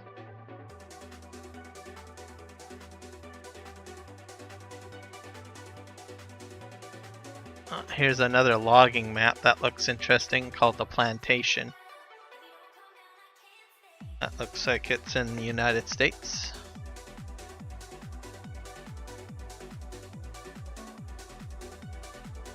Yep.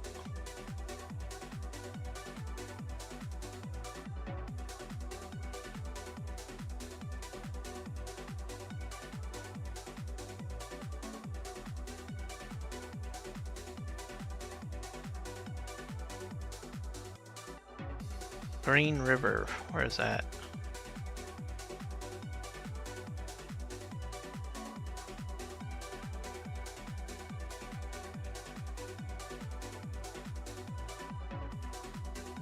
I think I might have played this one too, didn't I?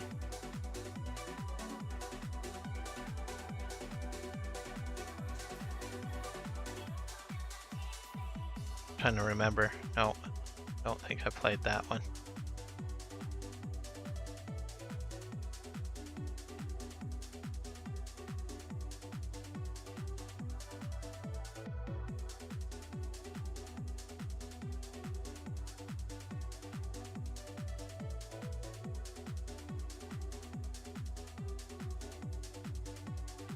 Here's one with a lot of fields. It's in New Jersey. This one looks interesting. East Vineland, New Jersey. East Vineland, NJ, USA. And that's also a console-based map as well. Oh, this guy is not doing very good, is he?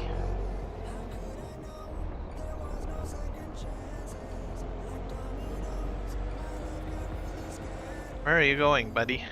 Don't run into that hole.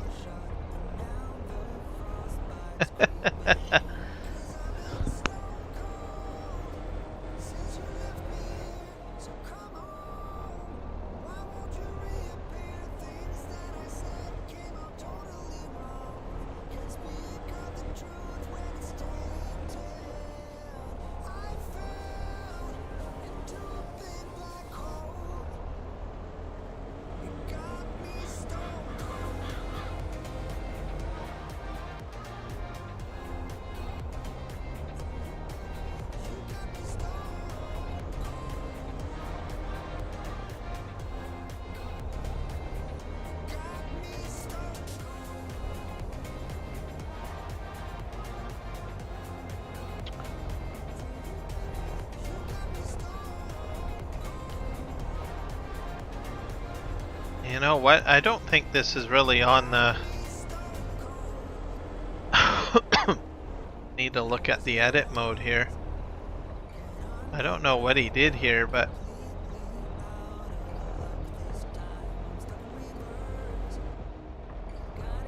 I think he's trying to make it back onto the main road here. There we go. I think he's turning around or something.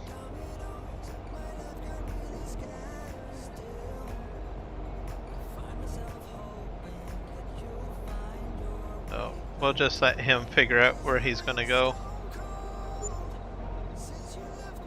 Alright, I'm gonna go back to the main farm.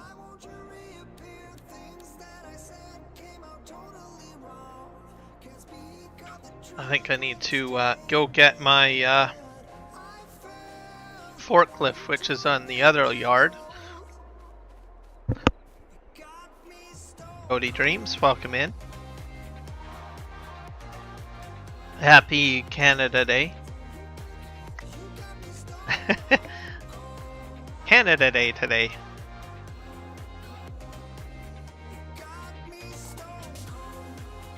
Let's see if this is going to turn on here. So we have straw, so I'm going to need to feed.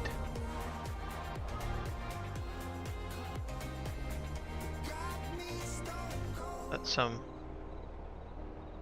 hay in here.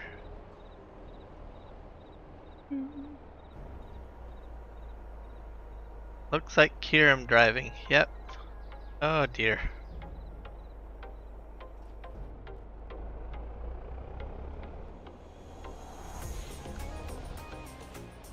Oh, feed my horses.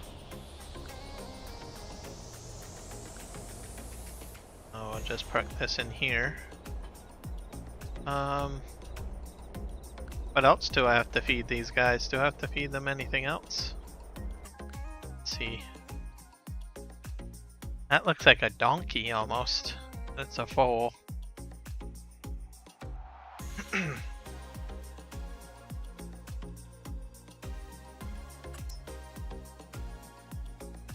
Health is 100%, fitness is 100%. That's all good. This one is 27 months old. Reproducing. Oh, we're getting there. What's this? This is silage. I do think I have to feed these guys, don't I? Food is still good. So maybe we're fine on food. We do need to do some mowing in here. Hello.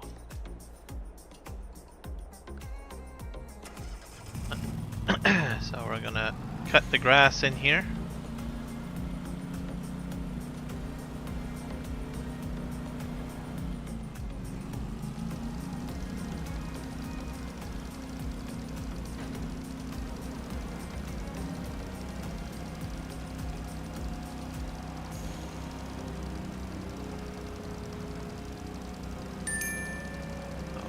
Get the grass cut. Woohoo!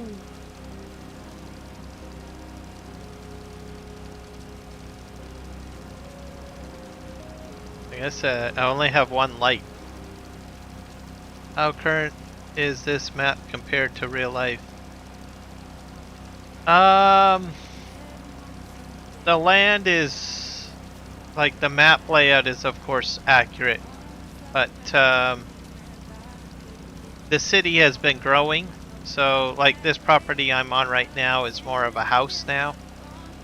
There's a lot of properties coming out of the ALR, agricultural land region.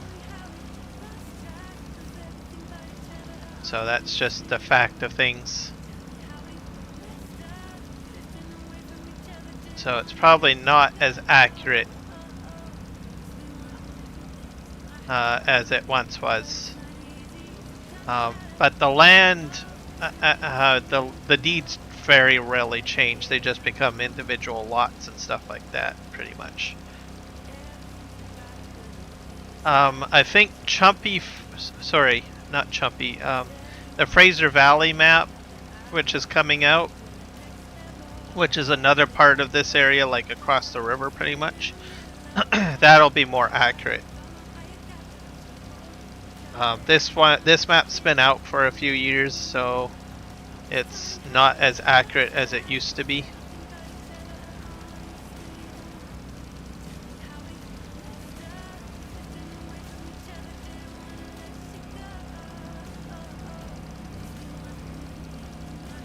Yeah, it's definitely not like the 70s anymore.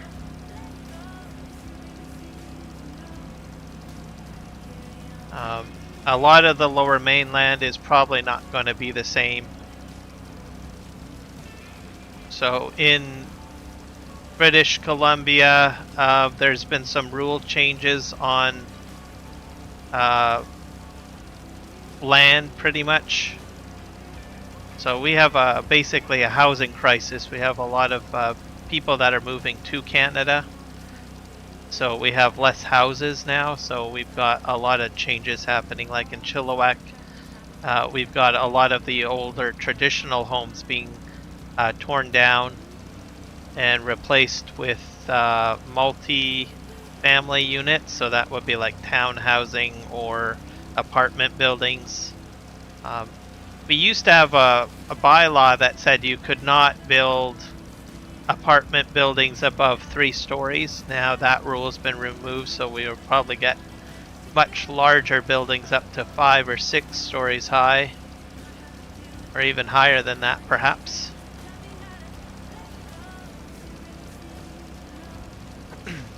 Yeah, you'll start seeing that as well. A lot of the Aboriginal lands that are that were agricultural are now housing. We have a lot more housing. So everybody wants to move here, but we just don't have the housing.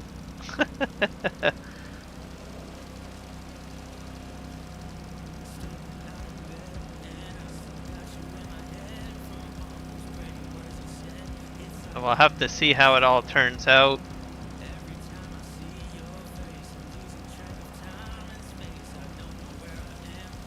In Chilliwack, there's a lot of apartment buildings, so we're probably going to, within a 10-year time, we're going to see population growth grow probably about 5 times in 10 years, pretty much. So we used to be a city of probably about maybe 50 to 75,000. Now we're climbing up to 200,000. So. But that's not just Chilliwack. There's other regions too that are just popping up. So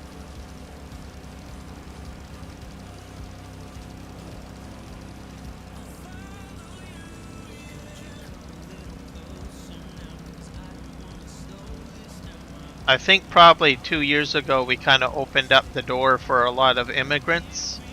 We've had a lot of immigrants come and move to Canada.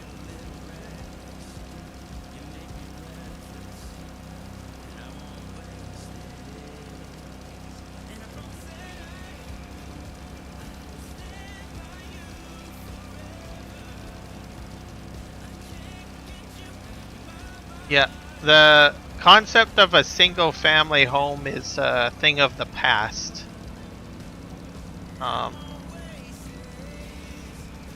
Unless you're a millionaire. That's pretty much how it is. So you're going to have a lot of... Hello, you stood up. Sorry for disturbing your sleep. But millionaires, they can have like single family homes. I guess I should say billionaires, because realistically anyone that owns property these days is probably considered a millionaire now. At least in Canada, because of the land value, right? So you have to get pretty close to $1 million to own a property in Canada. Well, not everywhere, but vast majority anyways. That's because the fact that there isn't a lot of residential, but that's changing. That could all change, I suppose.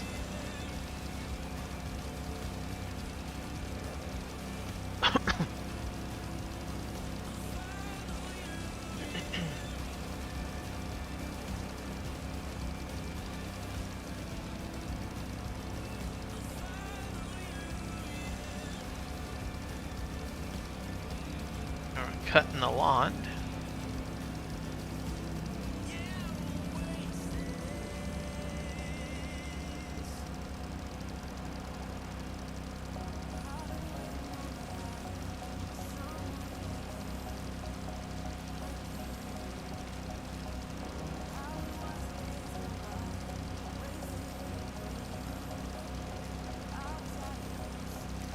Yeah, that's very true.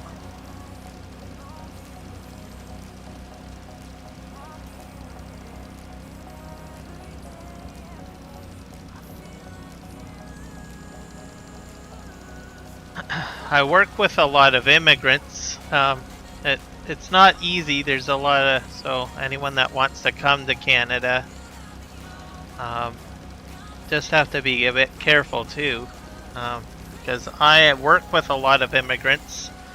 As soon as they got there, as quickly as you get your work visa or something, you can easily get deported too. So I have a lot of co-workers that work in that are from India, and they are having problems getting their visas renewed and everything. So be very careful when you're trying to move somewhere. You have to really understand the political climate. It's not necessarily, you know, issues with who you are, but it could be that the nation that you're coming from, there could be a bad political climate. Right now, I think the Trudeau government right now does not have a good reputation with India. The reason why there is issues with renewal of visas is because India has basically, what's the word here, closed down the vast majority of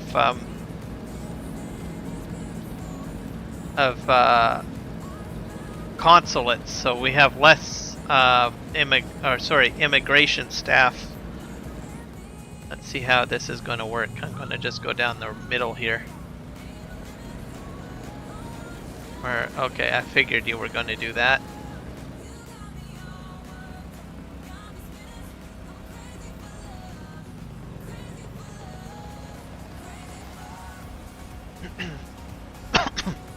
So, yeah, as I was saying, you have to be careful with that. Understand the political climate, because you could end up in a real bind. Like I said, a lot of my co-workers right now, I have a few of them from India, and all of a sudden they start getting letters from the Canadian government saying, you got to go back to your own country now.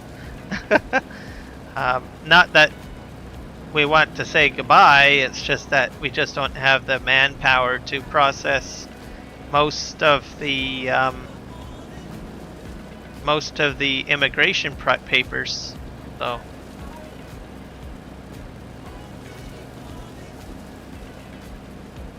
and that can go for other countries too, as well. Anywhere if you're coming from, like I have actually one co-worker that's an immigrant from Ukraine, and she was very brave. She ended up going back to Ukraine to visit, and I said, I don't know if that's a necessarily good idea that you go back to Ukraine to visit, because you might have to stay there, and you might have to serve in the military perhaps. So, but thankfully she made it there and she made it back. I have another co-worker that has dual citizen in Latvia, and she also made a trip out to visit because she wanted to visit her family and make sure that they're okay. And I don't know about that. But thankfully she made it back. But I can understand, it's your family. So you want to make sure that everyone is doing okay.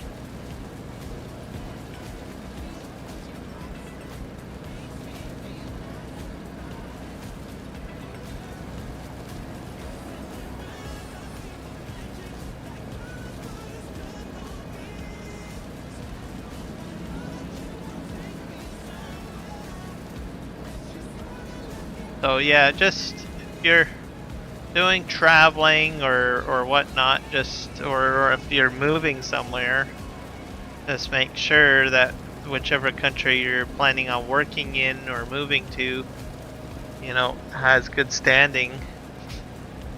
That way you don't get into a uncomfortable bind, right? You don't want to have anyone come up to you and say, "Oh, sorry, we got to deport you."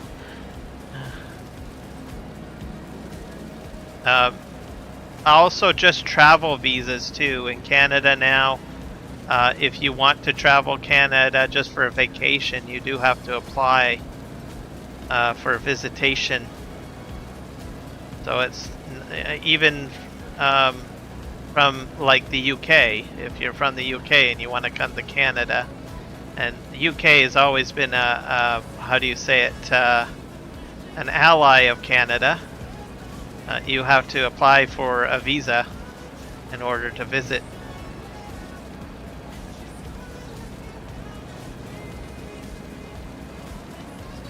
It used to be that, oh, well, I have my passport. My passport is perfectly fine. But that's not the case anymore. You have to plan ahead, get permission to visit. Well, at least Canada. I'm assuming other countries are doing the same thing too.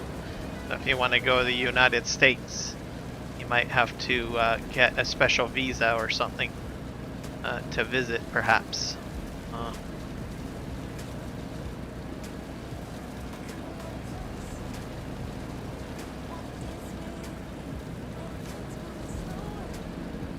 Okay, we're gonna go reverse this way. Go.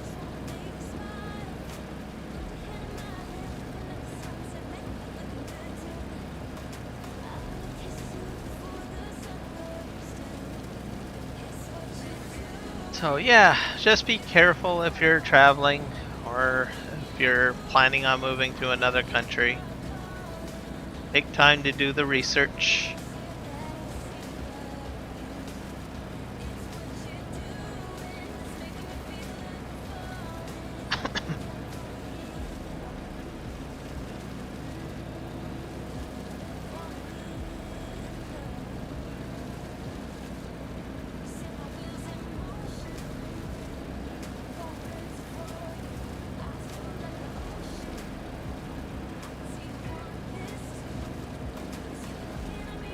But as for my co-workers going back to India, I think they'll do okay, I think. India has gotten quite an economic boost over the 2 years, I think. And then they've got the BRICS that they've started up. So I think that kind of helps their workforce a bit, which is a good thing.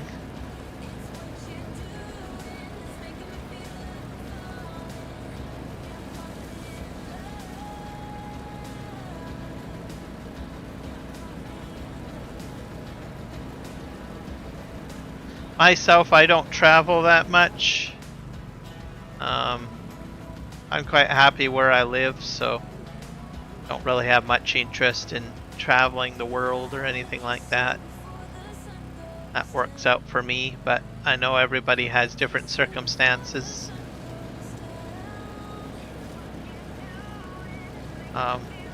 Also, some Americans work in other countries as well. So for whatever their work entails. So hopefully they're doing okay. Same with Canadians. So it's not only people coming to North America, there's sometimes people moving to other countries for work purposes as well. Like I said, we got Australians that come here. But there's also Americans and Canadians that go to other countries to work as well too, for whatever company that they work for.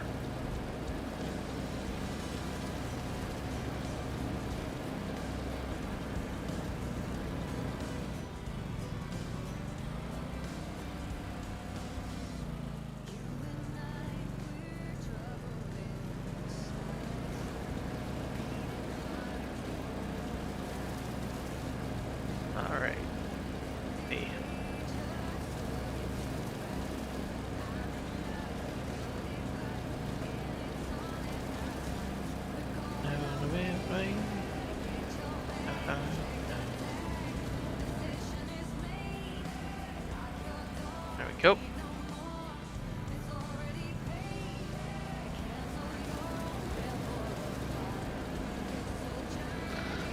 But I think for Canada, Canada has changed so much in the last 2 years, and I think we continue to change and grow. But I think we've seen so much change, more so compared to any other few years. I think it's because we're constantly doing catch up, I guess. Everybody else is changing, so we have to change with the times as well.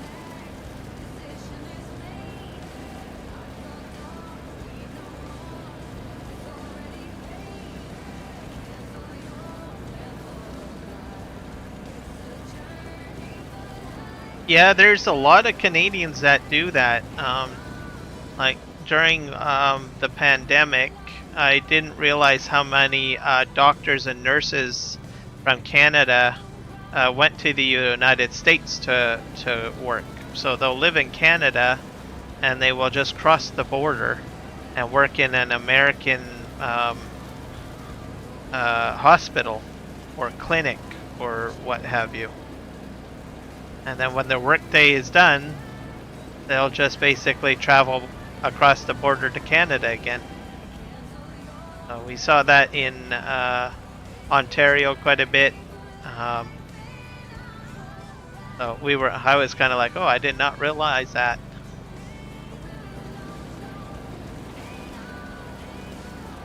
So if you live, I don't know, on a border state, your nurse or your doctor could potentially be a Canadian, and they commute across the border every day to work in the American medical system.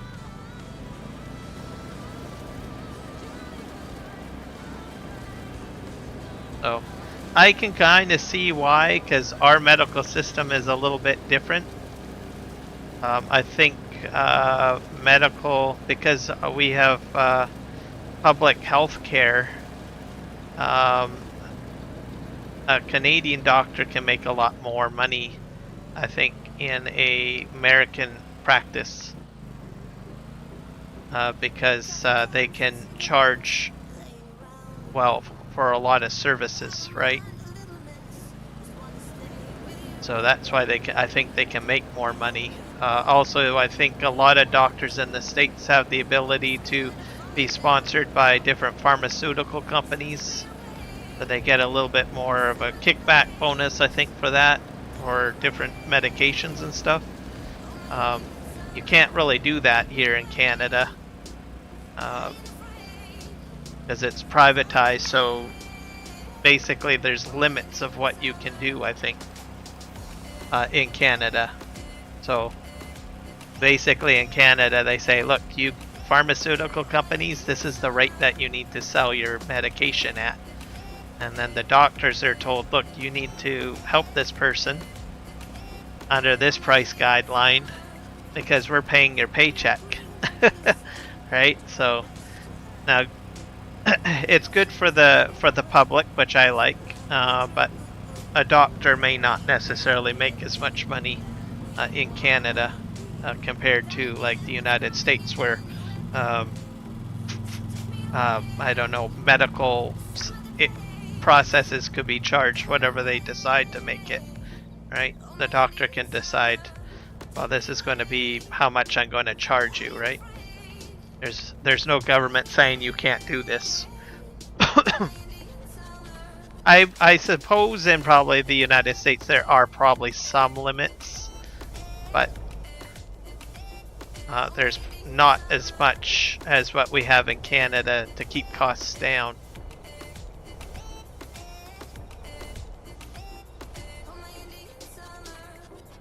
And then we're moving into universal dental as well in Canada.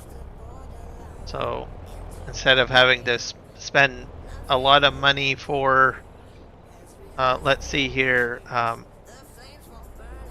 for like a I don't know, a tooth extraction or a crown or whatnot, we're slowly rolling out universal dental care. But it's being tested and managed, so it'll be a while before everyone can benefit from universal dental.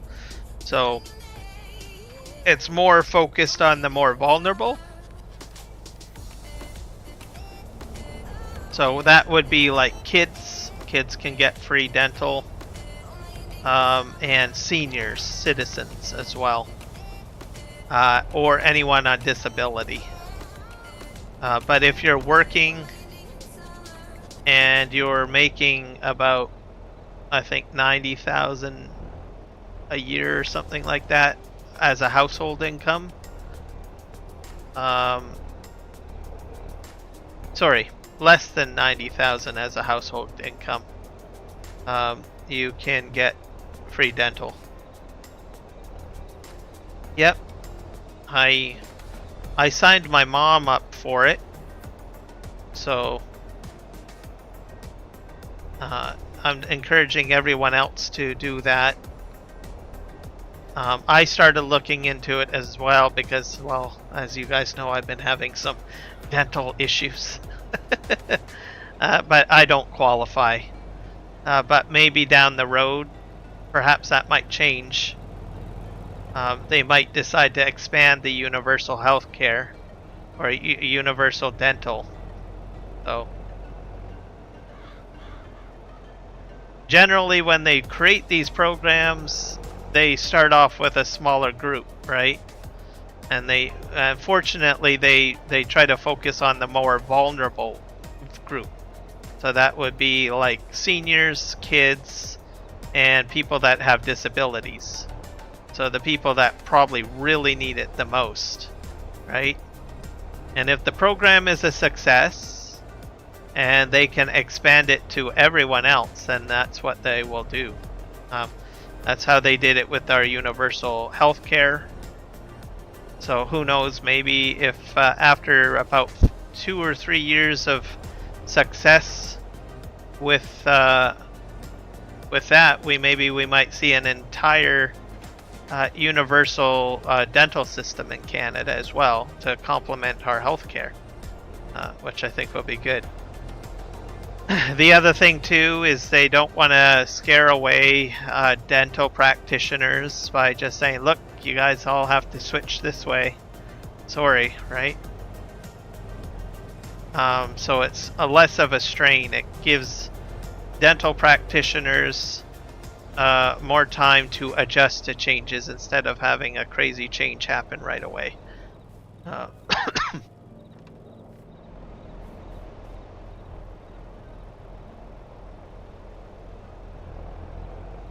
All right, let's go in here.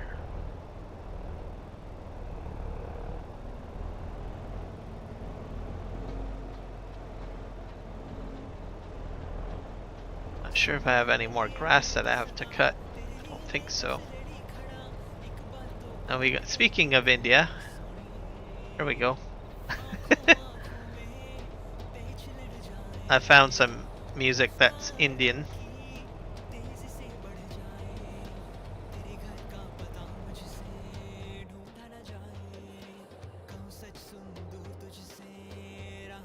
Okay, let's see if I'm at the right field.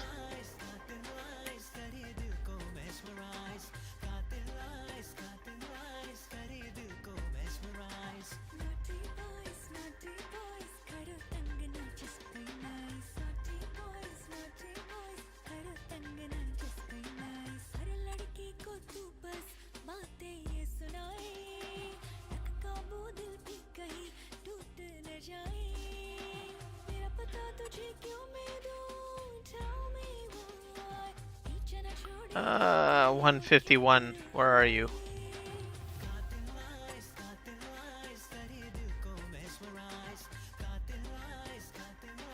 Here we are. Am I parked there? Yes, I am. Let's go ahead and set him up on a course by course.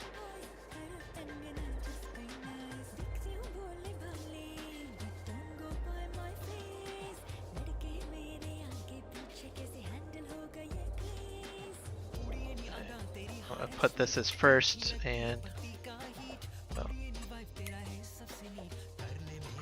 okay, we're going to create a job. Target position. And field. And generate. We'll probably do 2 headlands. Or 3 maybe. Yeah. And then we'll make the field margin. Negative increases the field size. So 0.4. Let's go to 0.6 maybe. That way I don't hit anything on the side. Then we'll close the generator and hit start. We need to get our forklift, by the way. On the approval thing, I was surprised. I thought it would be a headache to sign up. But it only took a couple of things that I needed from my mom to get her signed up. And I was like shocked. I thought, oh, you're going to need to bring out your tax forms. You're going to need to bring this out and that out. But it didn't turn out to be that complicated. So I was like, thank God. Because usually when you're doing all that stuff, I want even your blood type practically.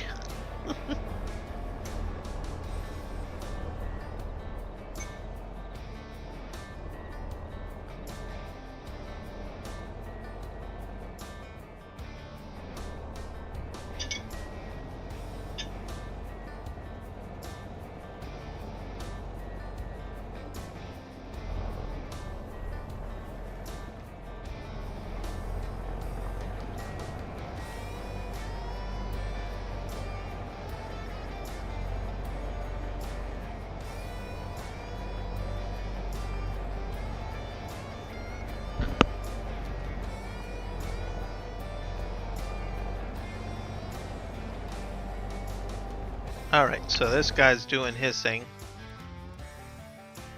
I do need to get my forklift.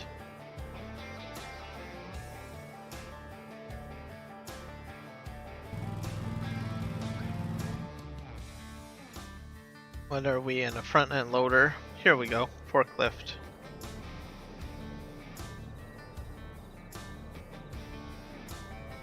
Oh, we have to clean out. Carter Hardy. If you're on computer, sure. This is PC only.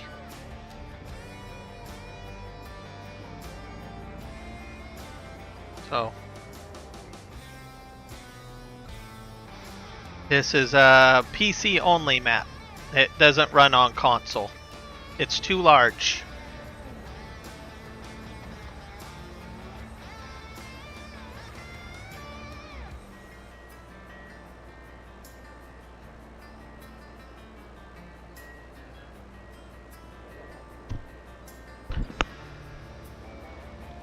Here we go.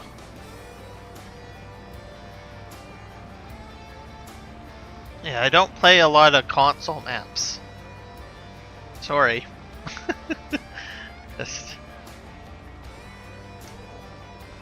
I always go with maps that are way too big.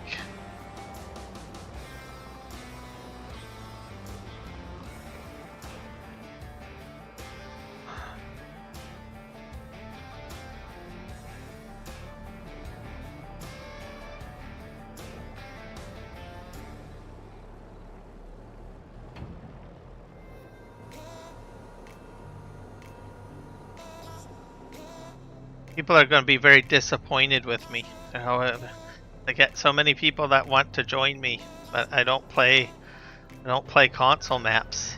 So, what I probably will try to do is I'll try to talk to Juan and Jess,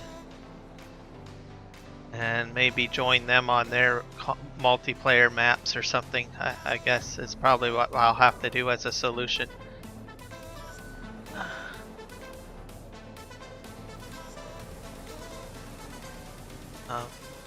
my game style is always generally large maps.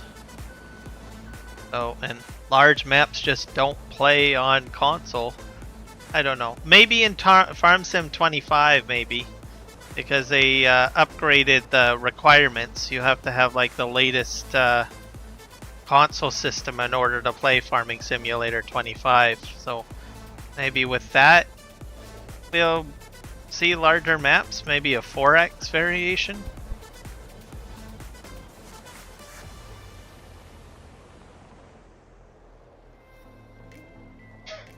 I get very bored on smaller maps. That's the problem. Especially, and it's just... we need bigger maps for console players is what we need. Especially if you're starting a farm out for the very first, because then you're like, okay, well, you got one field between us. That's going to take us, 10 minutes to cut down? Okay, what do you want to do now? Let's fast forward time. On a 4x map or a 16x map, you don't have to fast forward time. There's usually a lot of stuff that you have to do. So, but I'm hoping that maybe we'll have a larger map ability since console restrictions are with the latest consoles, I think. I can hope. We did finally get crossplay with console, so that's a good thing. We're slowly moving in the right direction.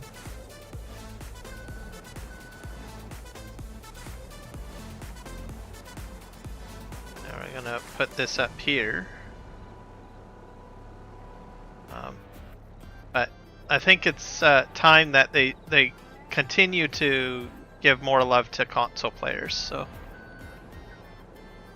There seems to be way more console players than PC players. Oh.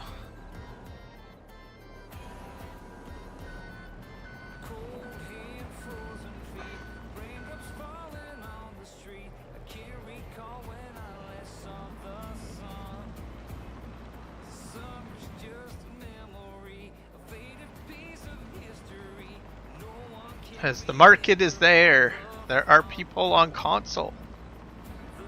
Console people want love and appreciation.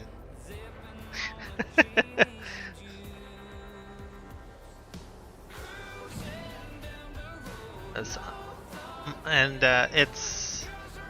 I think every live streamer runs into that debate all the time, right? I'm not the only live streamer that gets asked quite a bit, hey, can I join you? And then they say, just like I do, oh sure, but wait, I'm on PC, and then, oh I'm sorry, I'm on console only. And this is all my honey, by the way.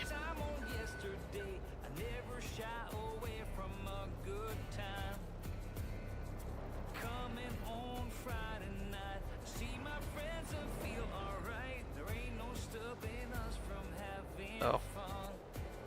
I think 25 I'll probably do a cross-platform map. I think that once that comes out, because usually the base game maps are all console compatible. So imagine that will happen. And we're gonna take this out.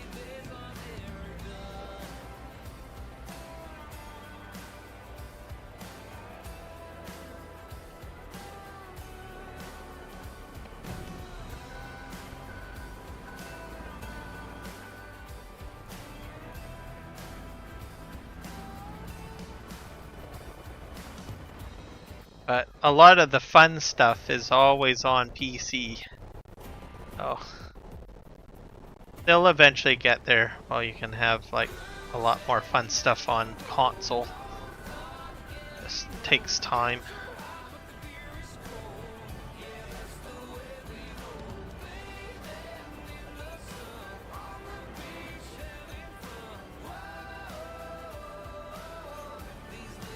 But there's always challenges too with PC, because especially with me, because I always have so many mods installed. It takes a very long time for people to get all the mods downloaded.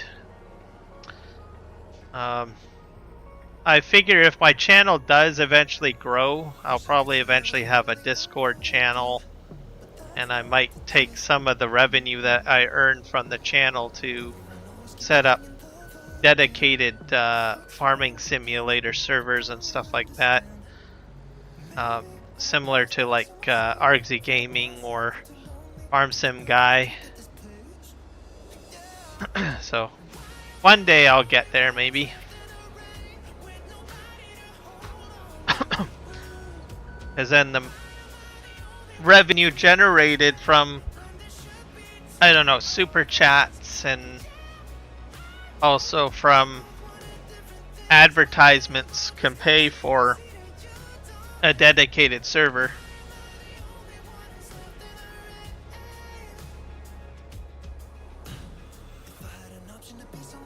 Or if people pay for joining the channel membership,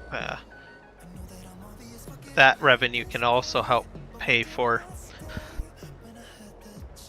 and stuff like that too. So, but I'm not monetized yet, so I can't can't do that stuff. Not yet, anyways. Getting there. I'm at like what, 370 subscribers. So once I get to 500, I'll probably open up some sort of tier of revenue generation.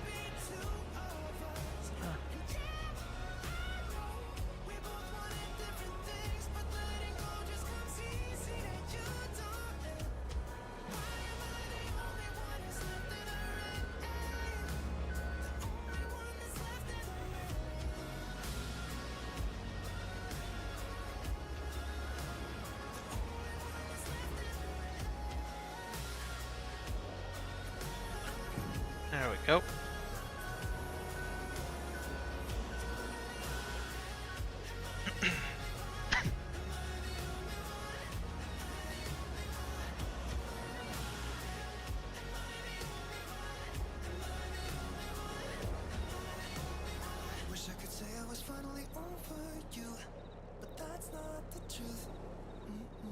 I think probably in 2025 I'll probably set up a Discord server for my channel, or when I hit about 500 subs or something like that.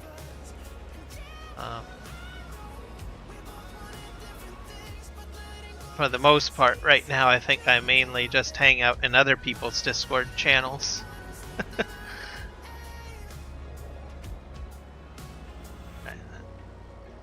do.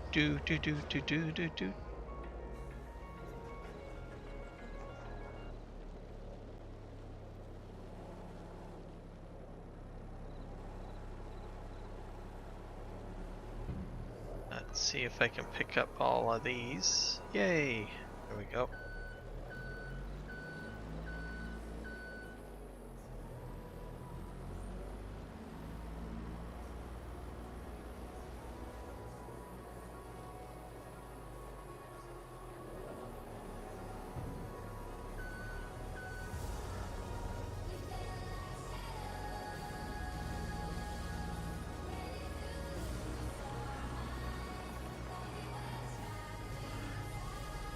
I like this song.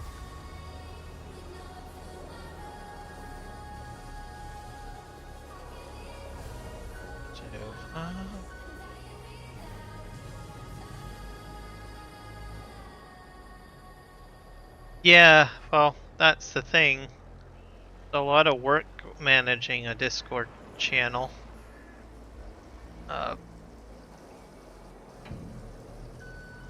So I would have to have a lot of moderators, I think, in there. The key is to have moderators managing or monitoring it.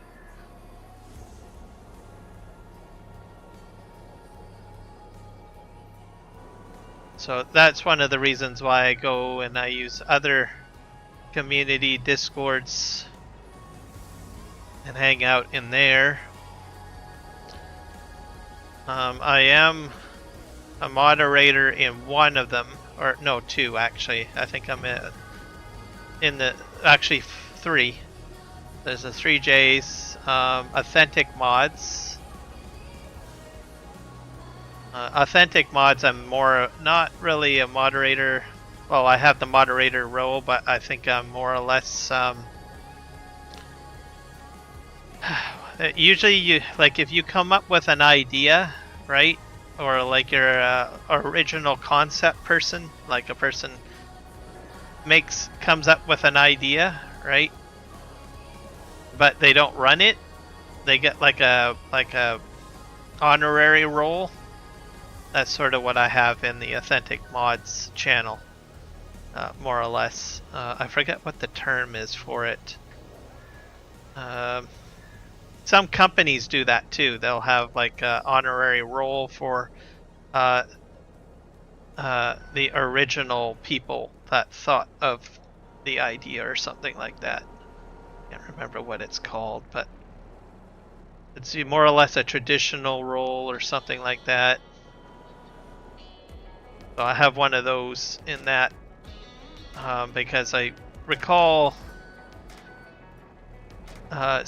suggesting to Legion that we should have something like a Discord or something along the lines where mods can be a little bit more protected from being stolen, right? And then Legion kind of rolled with it and threw his spice, and now we have like an Authentic Mods channel area. Not only was it just my idea, there was a few other people that suggested it too. And then that's where it became what it is. So I have kind of a role in there. It says moderator, but I think it should probably be called honorary member or something like that.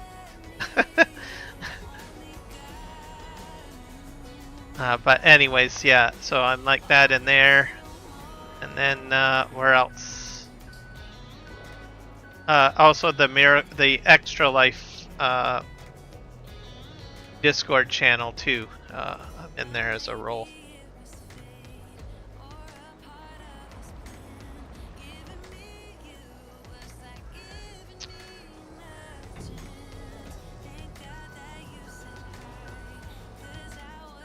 But Authentic Mods, we should probably start seeing probably a lot more chit chat about it, or should be more promotion brought forth, because we're moving into Farm Sim 25.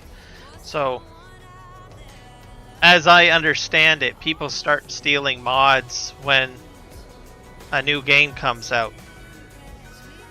I'm sad to say it, but that seems to be what happens. So, and it's a race. Right? So, and what happens is they basically take a good idea. So what will happen probably when 25 comes out, right?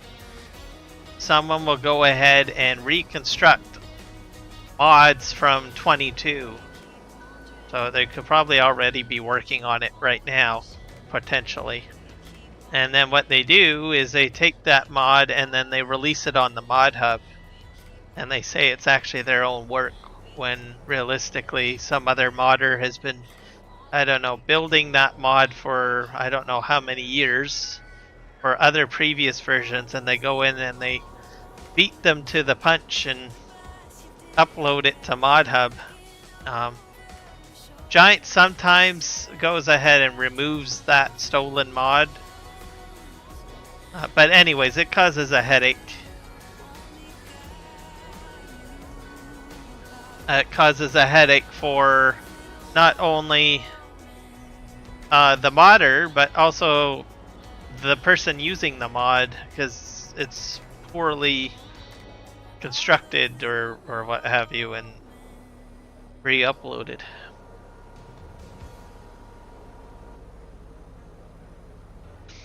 Yep.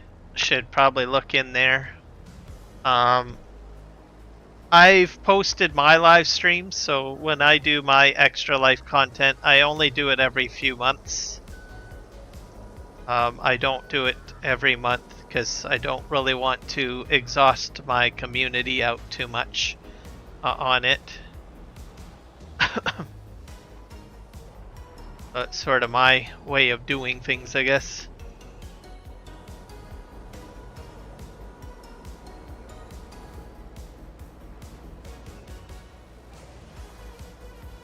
So the other reason too is I like to do other things during other months and stuff. So like my overlays and everything like that, right? So if I did like Extra Life streams all the time, it probably would subtract from me doing some of the other things that I have interest in doing. Well, the honey is cleared out.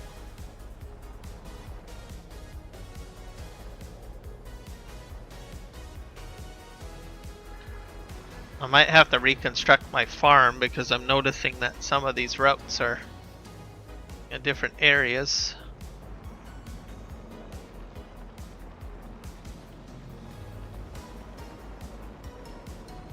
I'm gonna take this way.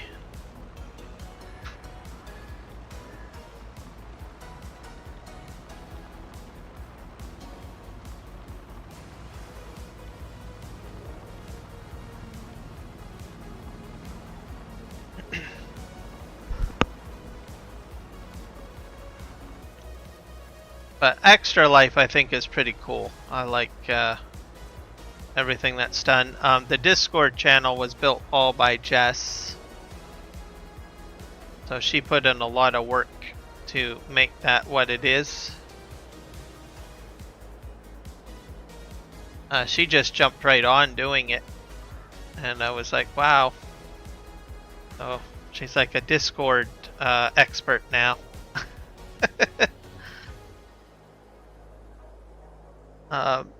And then I just sort of shared a few light ideas here and there. Mainly I just the focus on how I wanted things to go. So I had to think about more or less like, you know, do we want a bunch of live streamers promoting their channels a lot in there? So you have to have a healthy balance, right? I mean, you can have some promotion of your channel, but you don't want to make it like overly promoted, if that makes sense. Like as an example, I wouldn't want the Discord network to have like all of my stuff in there.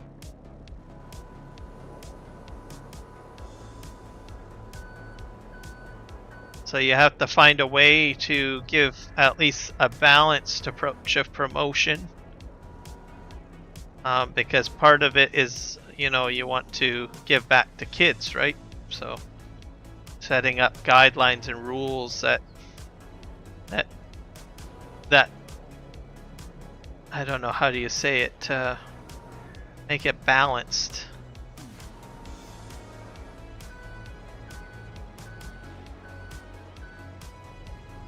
I gotta clear this out, I think.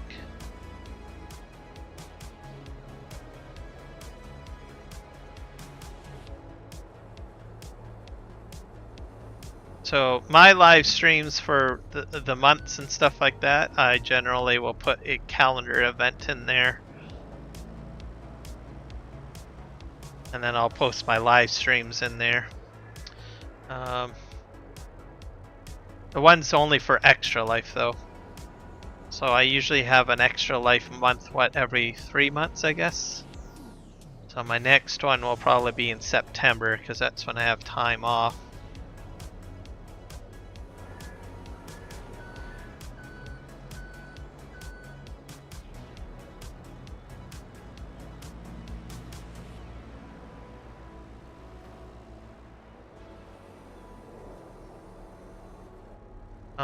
For 2025, maybe I might change my own stats for my channel. I don't know. Like I know the 3Js, they usually promote Extra Life all the time. So whether or not if it's working for them, I'm not sure. It's hard to say.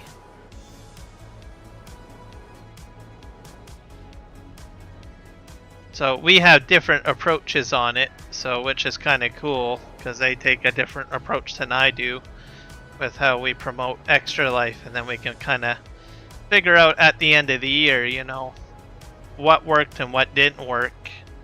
And then for 2025, we both can decide to go different routes on how we want to promote Extra Life. So my approach, I want to try to take more like breather spells in between.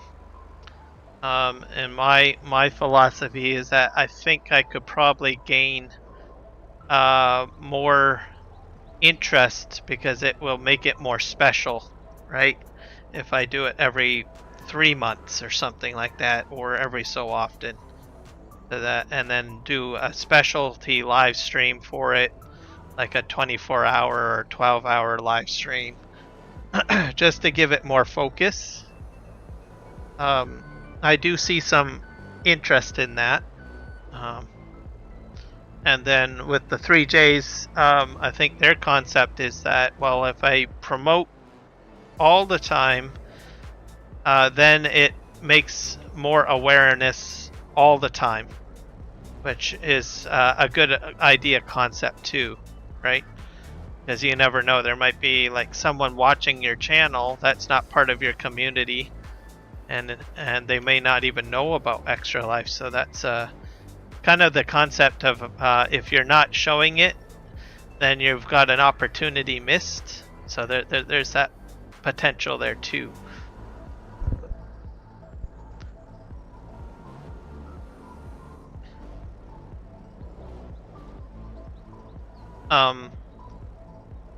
I do notice that a lot of people seem to like the 12-hour streams that I do. So I think it makes it unique and special. Or even the 24-hour stream, I got a lot of support from people watching and liking and whatnot. So I think both concepts are good for different reasons. It'll be interesting to see what happens at the end of the year. So probably maybe around next January, myself, Jess, and Juan and James will probably talk about our experiences throughout the year and see what we all think is a success for Extra Life, based on how we ran our live streams and stuff.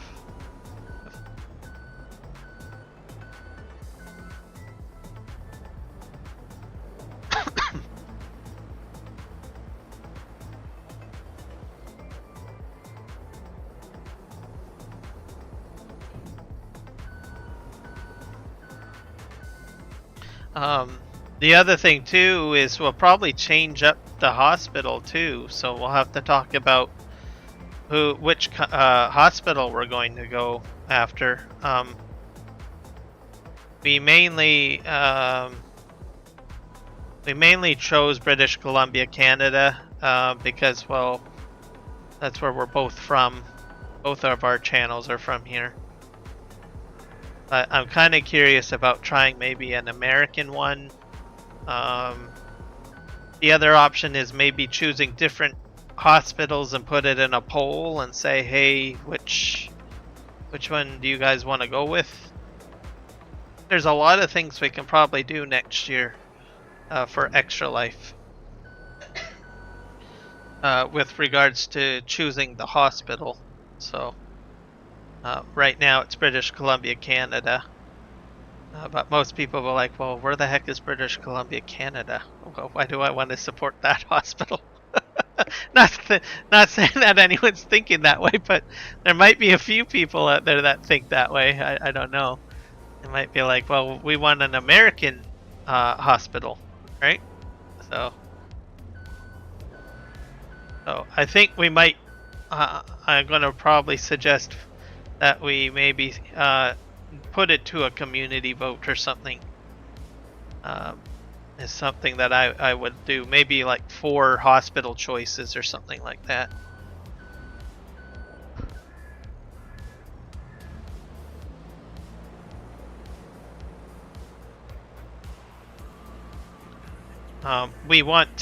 I think we want to grow the program more too, right? So if we always made it a Canadian hospital, we might have less likelihood of more American live streamers joining us, or European ones.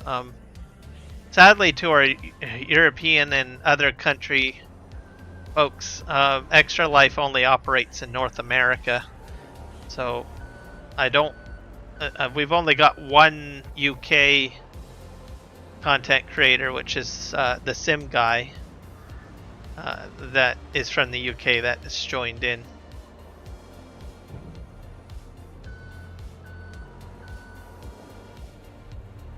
Yeah, that's true. Well, with Extra Life, oddly enough, how they do it is you have to set a hospital for a year. I don't know why they don't set any other goals, like smaller goals. I suppose what we could probably do is, if we wanted to, is have more than one team. So we could probably have like one Extra Life team for the United States, and then one for the Canada. So have one Canadian hospital and one American hospital. It'd have two separate teams basically. So that might work.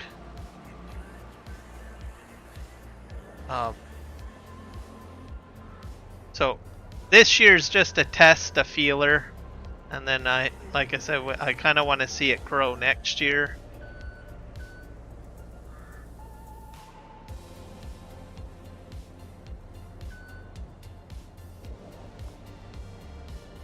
Just I kind of would like to get more streamers to join the teams, to tell you the truth. I was kind of hoping we'd have more live streamers interested, but I think some live streamers might find that, oh well, it means extra work on my live stream or something like that. I don't want to do any charity work or be part of a charitable team. I don't know. I'm just assuming. I'm not saying that that's the case, but I don't know why other people don't want to join in. Maybe maybe we have to do a fact checker or something like that. I don't know. Obviously, country restriction or regional restrictions is a problem.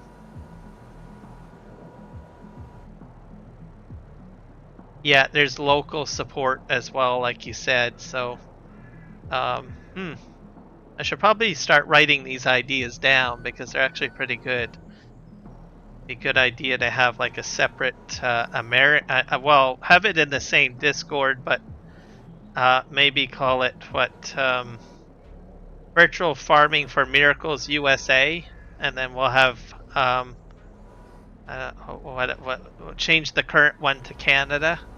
Virtual Farming for Miracles Canada, and then get content creators to sign up for either one.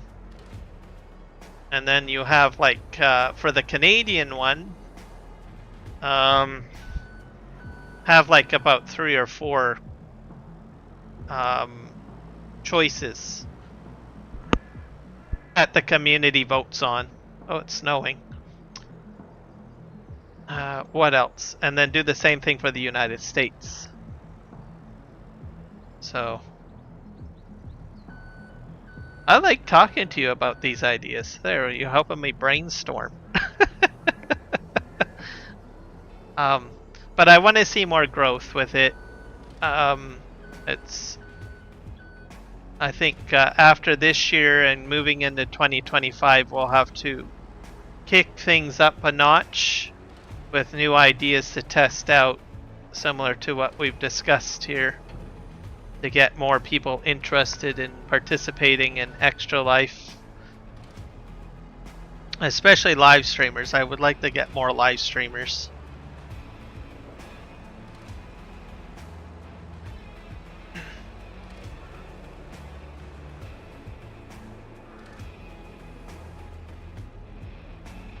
Yeah, very good ideas.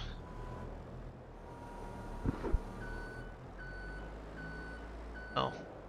But the 3Js and myself, we're definitely dedicated to continue this on for 2025 and go on. But I think we knew that it would probably be a bit of an uphill battle to get folks interested in Extra Life. But we'll get there as long as we continue to come up with new ideas and analyze what we're doing and try to grow it more.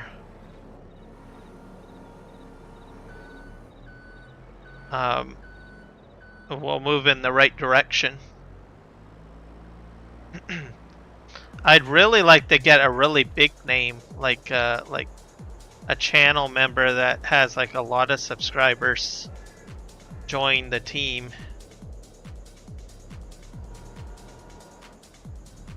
But I do realize that sometimes with the larger channels, they've got so much else going on, so that's I don't like to like, hey, can you please join us? We could use your help.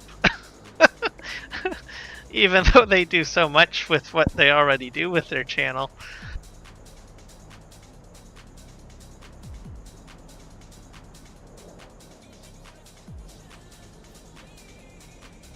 Yep, I think it's great right off as well. There's a lot of people that enjoy doing it. It's just like I've joined the Extra Life Discord channel, which is the official organizational one, and there's all sorts of people playing games for Extra Life.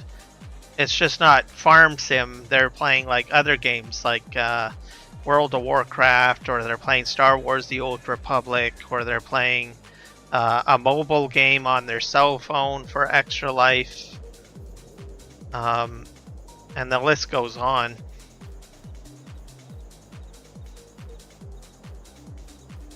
I think I really have to. I think I have to do this field. We're into December. Someone finished work. Let's just jump here.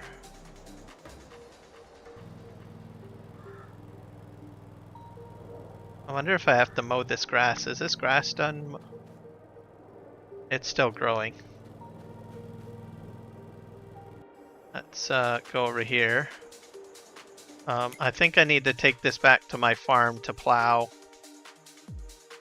So we'll cash this in.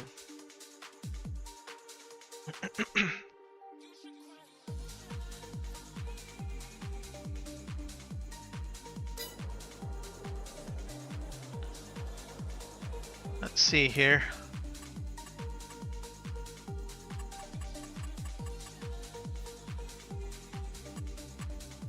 Oh yeah, I have to hit the delete key. And we'll remove that. Okay, whereabouts am I? Right back here. And I do have to cache this in.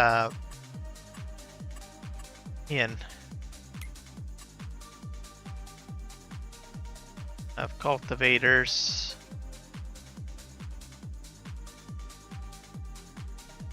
We got lots of plowing that is possible.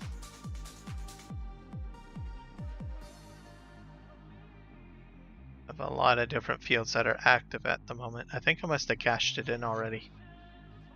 Yeah. Here's another large field. I'll accept the contract. I'll accept that one. Anything that's 25 or higher, I will accept. I should actually buy another tractor and then put a few of them out to do these contracts. They're worth quite a bit. Grab this one. Oh, I think these are all the plowed ones. Yeah, the smaller one, 19 or 20k higher.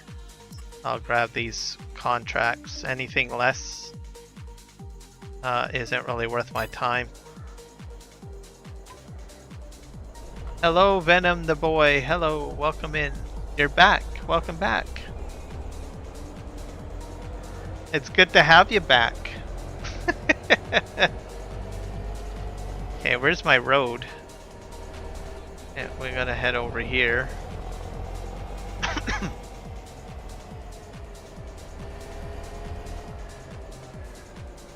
I think I'm going the right direction, I hope.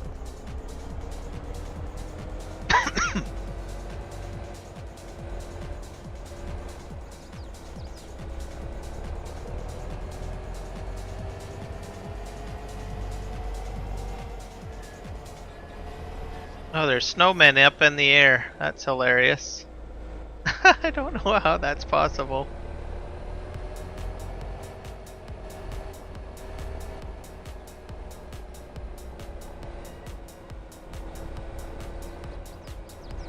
Alright, we need to go to field 18, I think. Oh.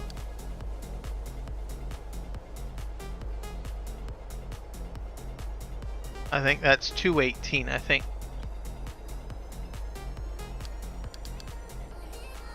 Oh. 218, I guess. There we go. Agent Waffles is here. Oh yeah. Welcome in, sir. Hopefully you're having a waffly good time.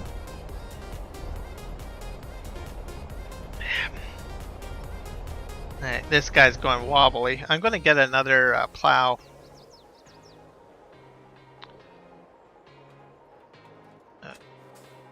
Did I disconnect that right?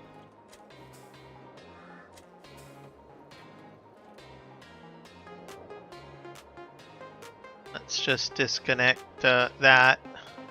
I think I need to buy another plow. I could probably get 2 plows to tell you the truth. So let's just pull ahead. We're going to put some of these guys out into the field to do some work, basically. I'll put that there.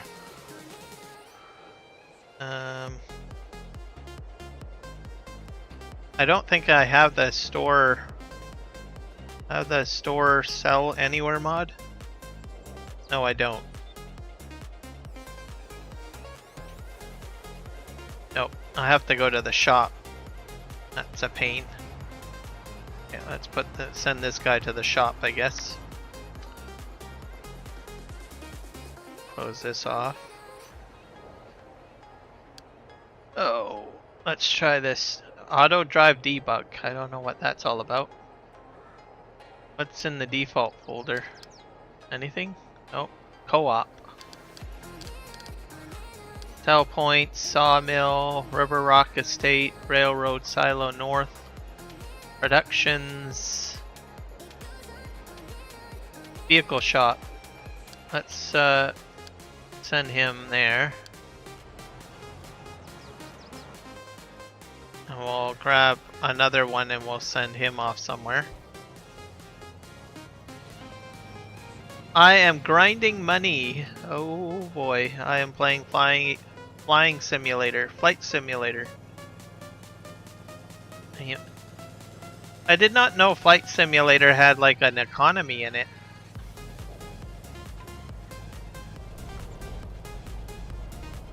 Did it have an economy in it?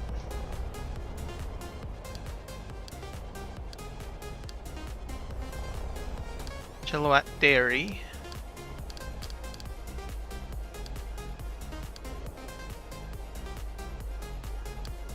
We'll send that guy on his way. We're gonna buy some plows, ladies and gentlemen.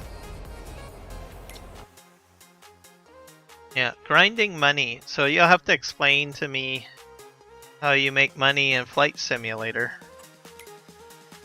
I have played a little bit of Flight Simulator, but I did not realize you could make money in it.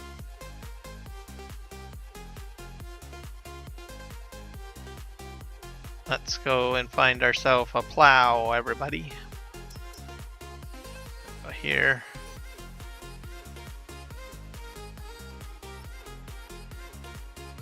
And we're gonna buy this one. 9 meter.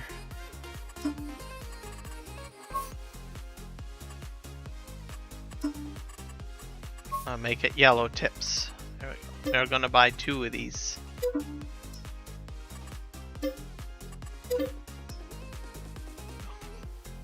No, I eat the economy.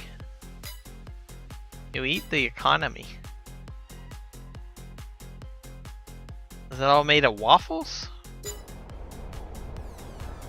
I don't know. Economy doesn't sound very editable to me. Or tasty. Unless there's sugar in it or something I'm not aware of.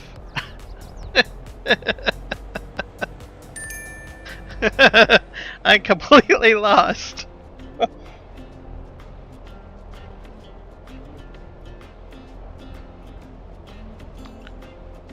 Okay.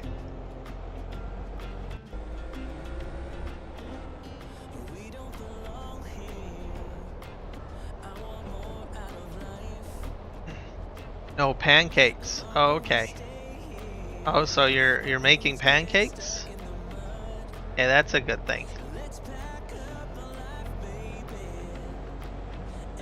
What do you put on your pancakes anyways? I know what I like putting on mine. I like putting syrup on there. I've had peanut butter on pancakes. Peanut butter on pancakes is good.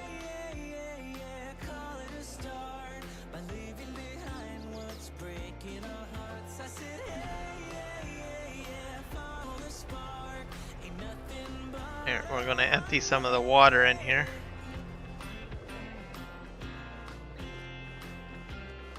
There we go. Got lots of maple syrup popping out. I think this should be painted. Looks like this grass could use a cutting almost.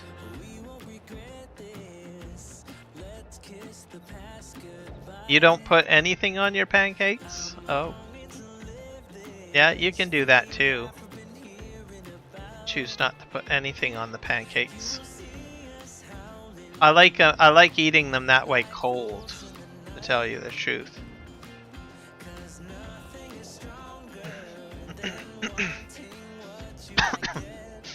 Okay, this is my alfalfa field.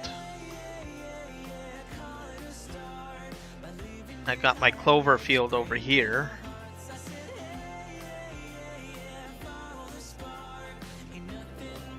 Yeah.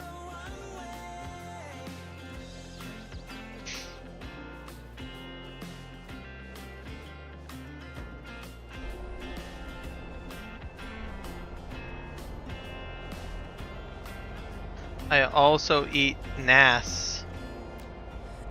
Don't know what the heck nas is. Let me look that up.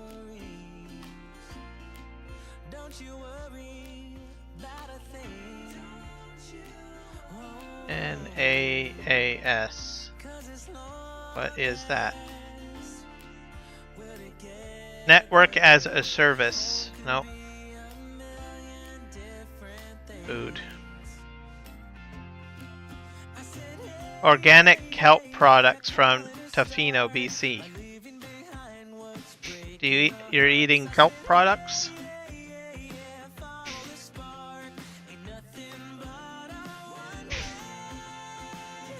There's a lot of stuff from Tofino.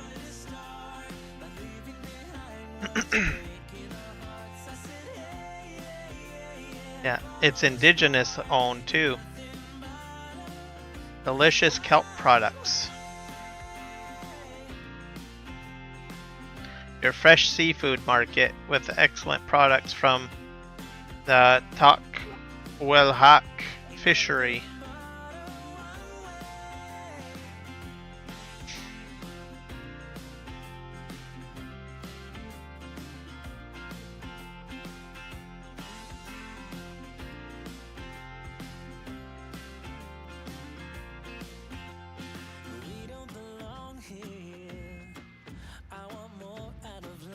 It's all natural vegan food too.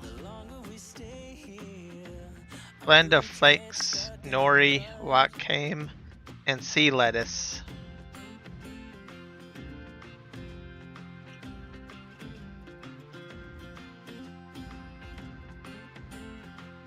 Very good. You're eating healthy. By the looks of it. Alright, let's go back in here. Oh my gosh, it's snowing. Okay. Okay, this guy's here. So we can hook him up with a plow. Sounds nasty.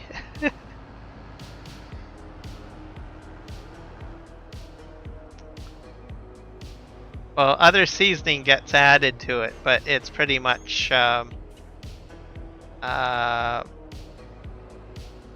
sea kelp, pretty much. So, like eating seaweed, but they add extra flavorings and seasonings to it, so to make it taste get better. Let me think. It's very healthy.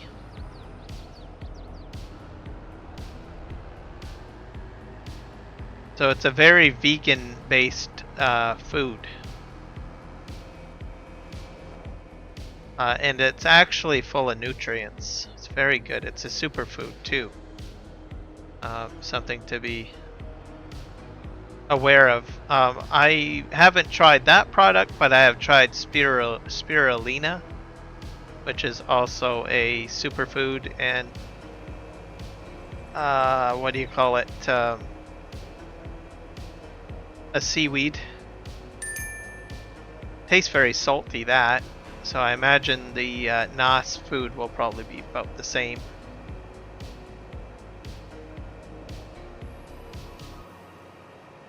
You have high altitude. That's good. Yeah, you want to remain up in the air. You don't want to fly too low and crash, Agent Waffles.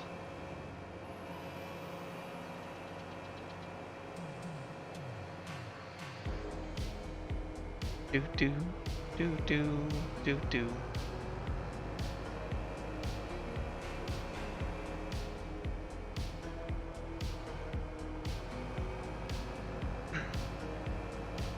If you're eating it on its own, probably not the best thing. Like I said, it's kind of bland and just regular flavored, like salty. But if you pick up, like somehow mix it in with something else, like a salad, or add dressing, or add other items to it, it can be better.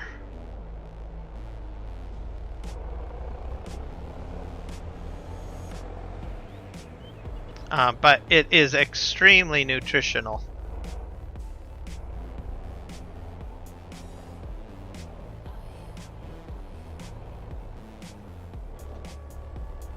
We're going to send this guy to field 104, I guess.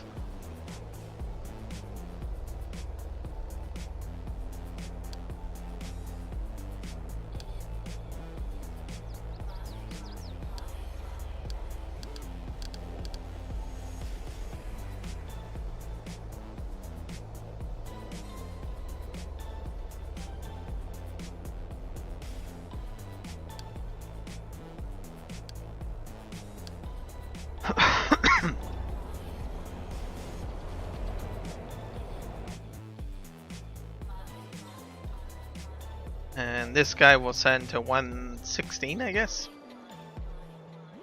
136.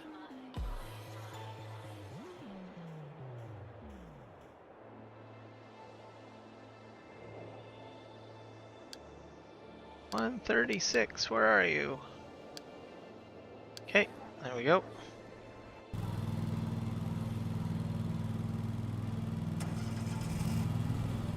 I should probably shut this off because I think it's still running.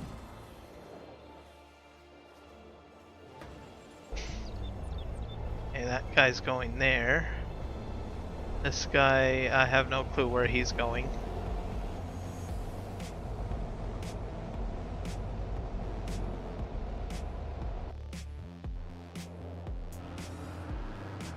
And this guy is 104.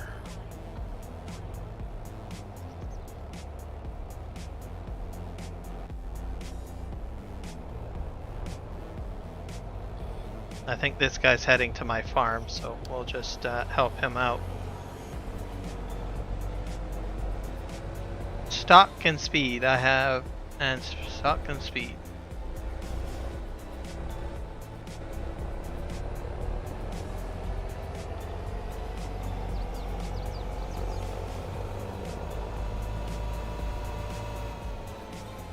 Well, you're making it somewhere. I am fly with 0 speed.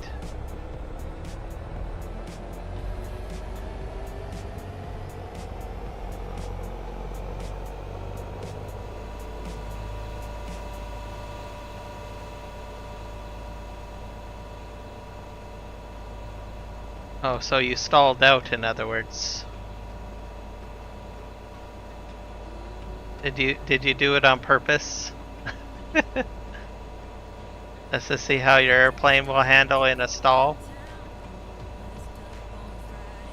No, in flight schools you have to do that. To practice doing mid-air stalls. In a passenger plane, yeah. Probably a Cessna or something like that.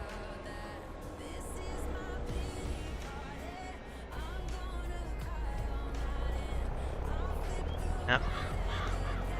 It's part of the training. You gotta know how to do a stall, from what I'm aware of. Usually do it, and then there's some stalls that you do in midair where you have to do like a spin. I don't think that's it. I don't think I would enjoy doing that. Oh great, we got a song called Pity Party. But yeah, gotta practice that, I guess. Part of flight training.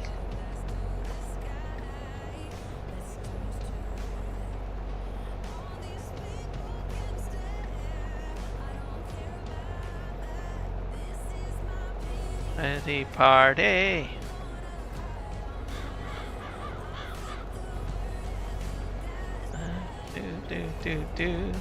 So are you good with recovering from your stalls?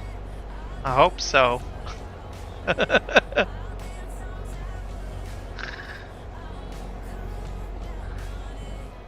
If you can't recover from your stalls, that's going to be a problem, I'm just saying.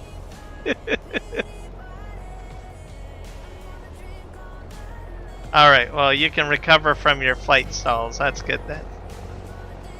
I'm happy about that.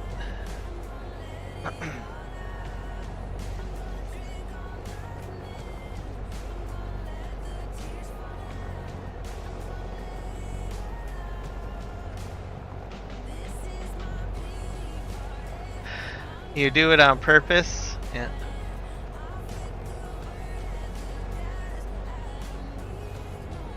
Well, flight schools, you have to do it. So, you need to know how to recover from a stall. Because you never know when you'll have a mechanical failure or stall in mid-flight. So you need to know how to fix that.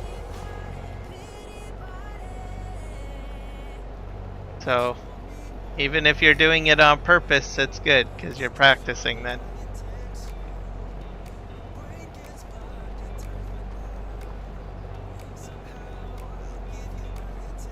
And if you can stomach it in real life, well then that's a good thing. I don't know how I would feel about that. Especially if you have to spin around. I'm going to keep my feet on the ground as much as I can. Or make sure that the person that I'm with knows what they're doing, essentially. So.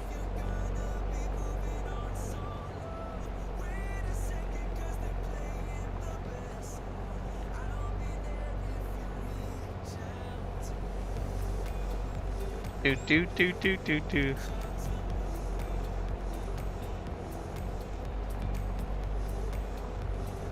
That's possible too. As I mean, it's not like you're driving a truck or anything like that. I think there's like autopilots and there's controls in the plane, even the real life planes that allow you to put on autopilot. So, and it's not like you're going to have a whole whack of traffic up in the air, right?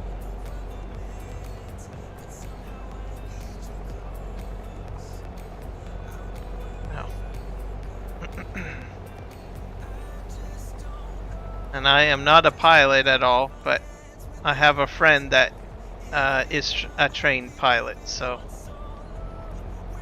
I know some stuff.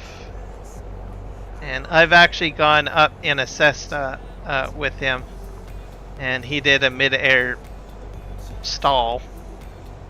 So he basically cut the engine, and then we dropped a little bit, and then he had to recover. And then there's another stall that they have to practice where you have to spin around in the air while you're stalled and then recover. I did not experience that because I was like, no, thank you. I'll pass on that one. I don't want to lose my lunch on the windshield of your plane here.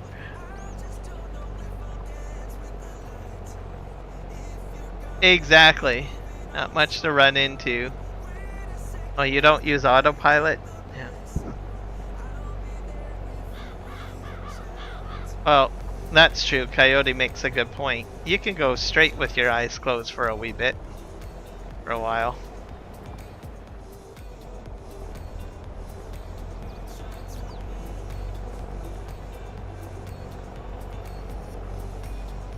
Or water my plane was thirsty.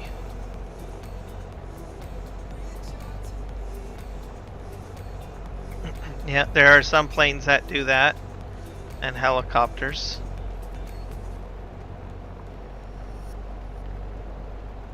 Flying can be expensive because you have to be licensed for. It takes a long while to get a pilot's license. A lot of dedication, and you have to be certified for different planes.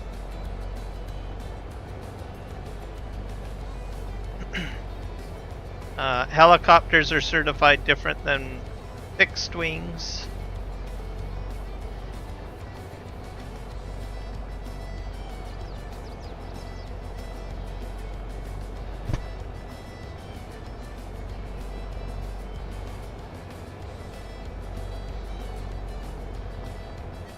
Alright, there we go.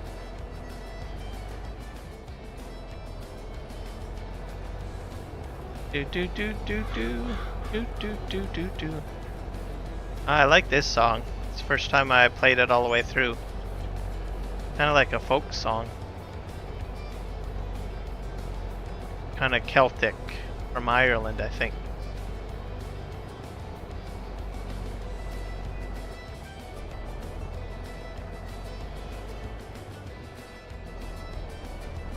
So I'm probably going to play for about another 30 minutes and then I'll probably leave end the live stream. So that's at least what my plan will be.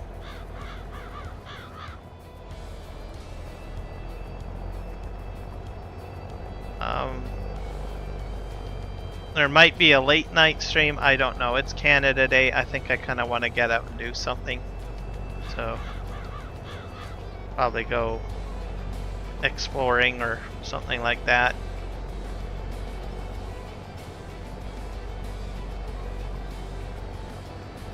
Do you guys like the morning stream?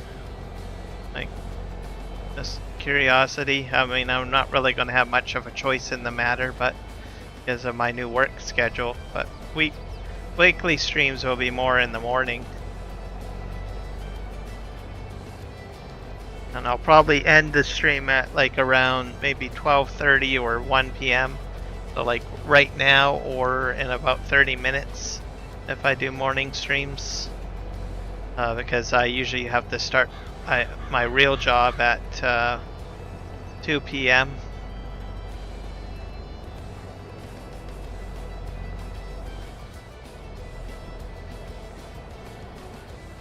You got a perfect landing? Awesome.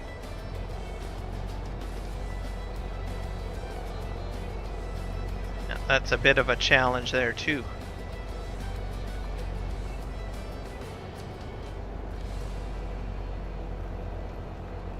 I'm liking this Chilliwack map again. I haven't played it in a while. A little bit more chill and relaxing, I think. Nice to have a little bit of chill and relax.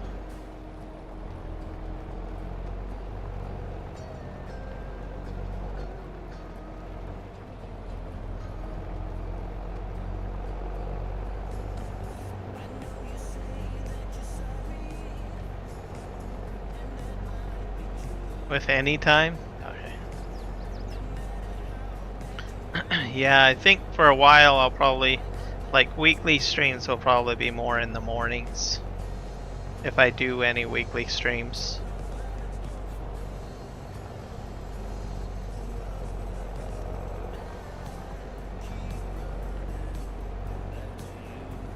Because my work schedule will be different, so I'll be working like 2 p.m. to 11 p.m. So I won't be able to do any night streams or anything like that.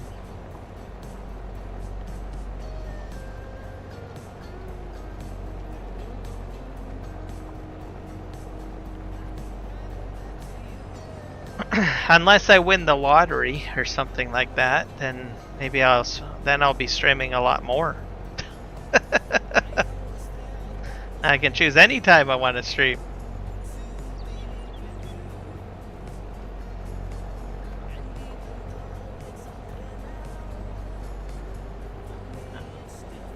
Yeah, if I won the lottery, I'd like build my dream studio. I'd have a live streaming studio. All professionally done. New desk, new PC, soundproofing, probably mounted webcams everywhere. What else? Soundproofed walls. I'll probably go with a microphone instead of a headset.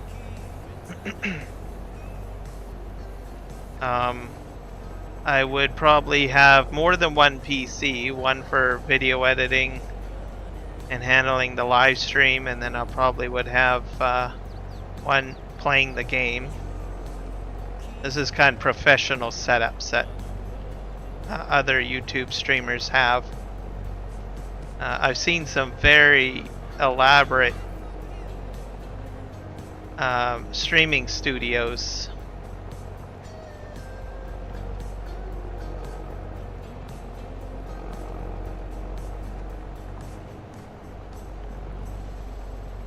LED lights I'd have in this studio. All sorts of cool stuff. I never recover from driving truck. Just go until you can lie to the logbook anymore. Oh. Yeah, that's right. As a trucker, you gotta have a logbook. Forgot about that.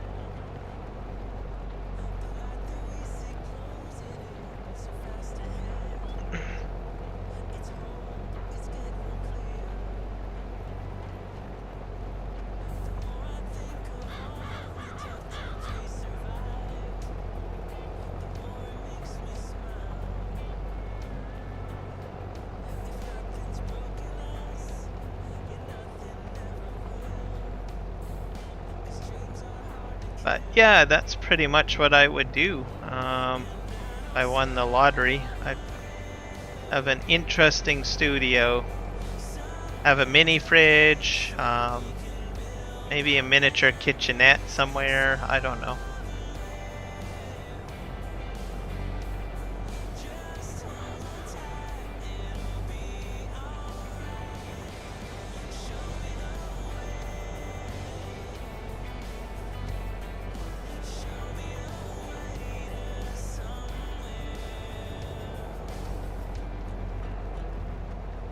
I never recovered for... okay.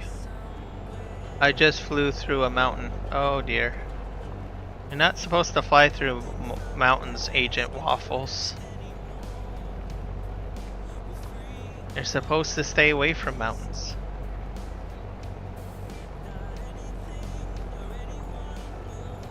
I might be online anytime, might be sleeping anytime. Yep. Oh.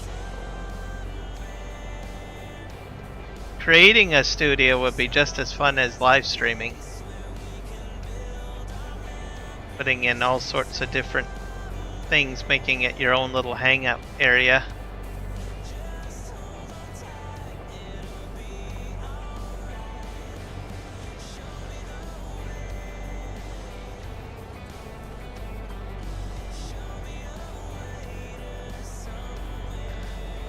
Especially if then I could just live stream anything and work on any type of live stream project.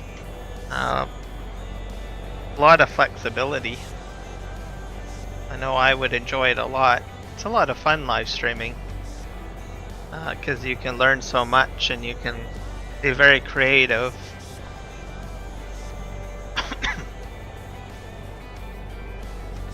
But yeah, I would definitely have an amazing studio. If some reason I struck it rich somehow.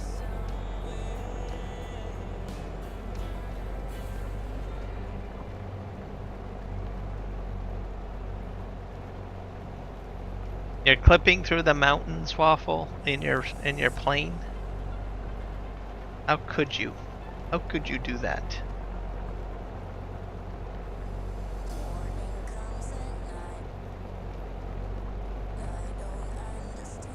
And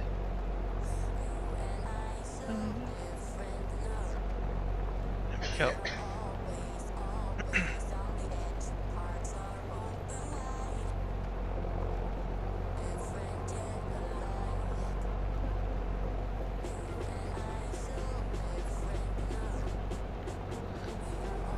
Yep, you can do that.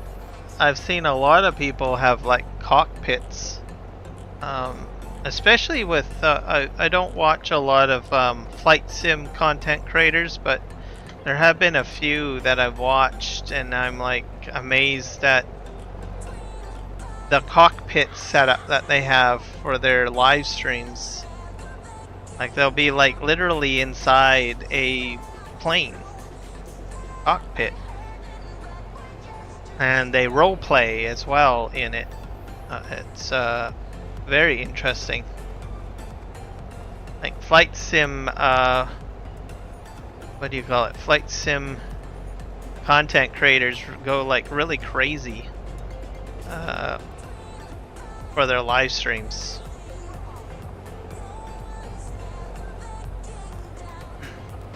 Like I seen this one live streamer do like, I think a Boeing jet for the cockpit. They had like the glass, they had the actual front end of the plane exactly the same, and then they had like flight crew seats in behind the co-pilot and the main pilot. It was like, holy crow. And then when they start their flight, they go through the whole checklist of pre-flight preparation and all that stuff.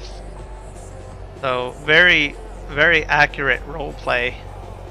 I don't even think you could call it role play. Probably like realism right there. But they go all out in the live stream.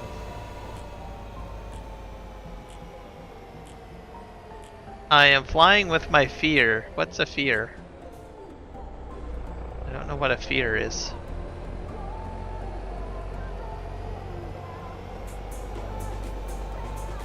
I don't think you mean you're scared, right? You're not scared, are you? Yeah, I think this is my field too.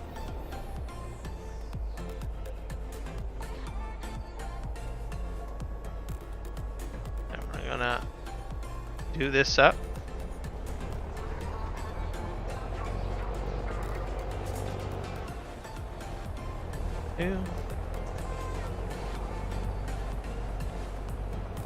Oh, my feet. You're flying with your feet. How are you doing that? Aren't you like on a phone or something doing that, or like a gamepad? You're flying with your feet. Okay. Just make sure you don't get any cheese on your controls. That's all I can say.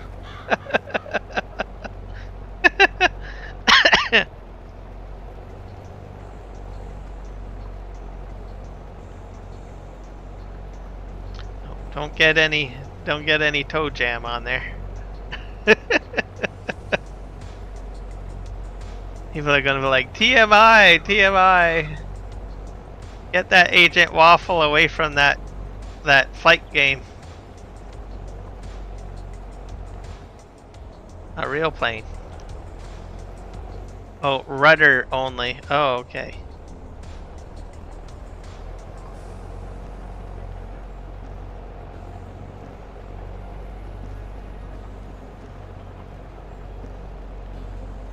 Okay, that sounds a bit better. I was visualizing feet.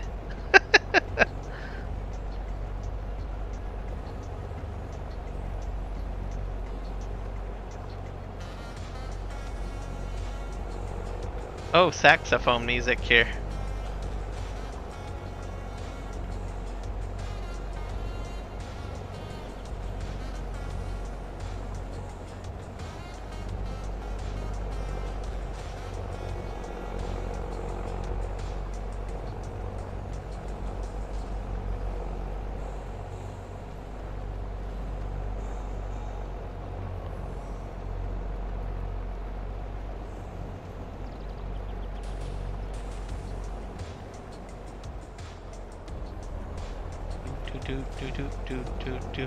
Do.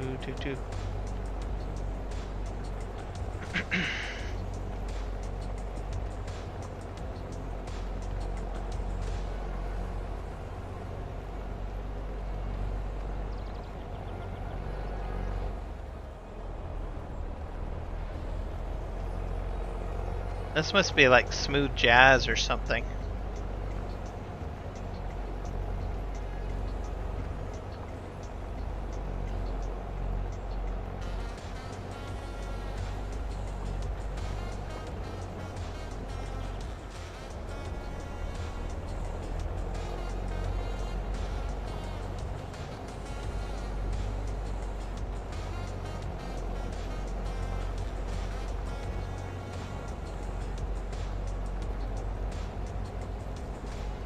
A real plane.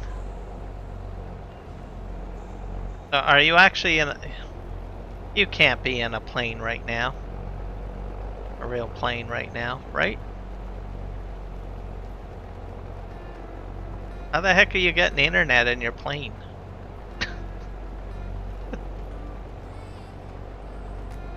I call poppycock.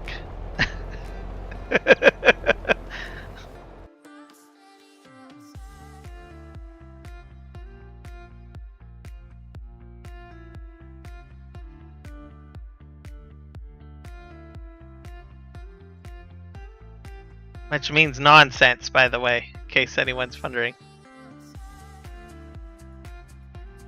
It's a British slang.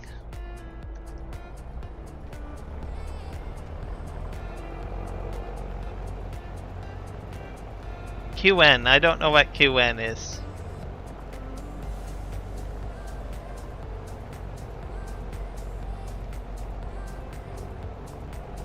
I buy my own plane. Oh.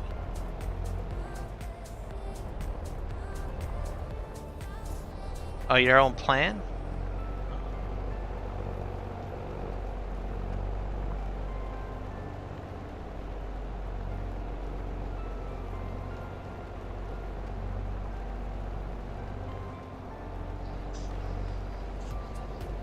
Now we're gonna go over here.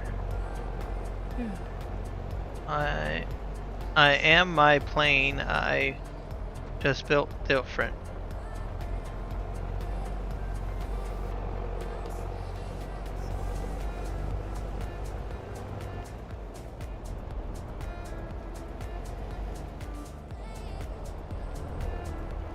Alright, off we go.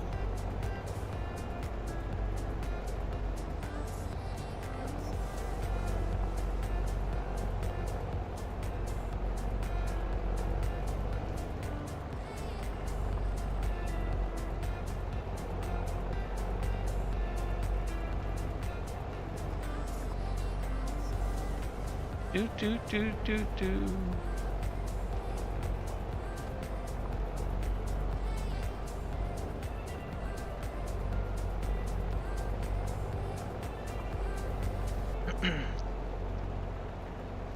This field is almost done.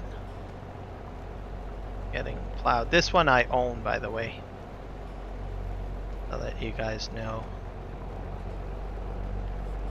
We're into December, so I figured I better start plowing it, getting some of the prep work done.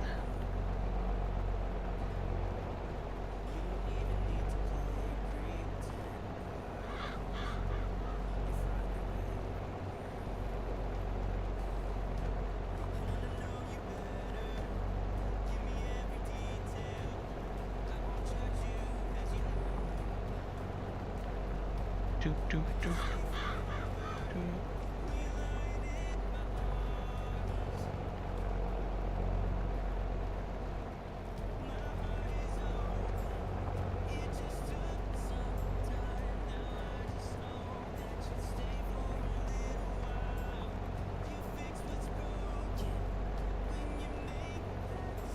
Okay, this will be the last row. You got about 15 minutes. It's amazing. On the 4X maps, you get a lot of stuff done. The fields aren't so large. We'll just head back to the main farm.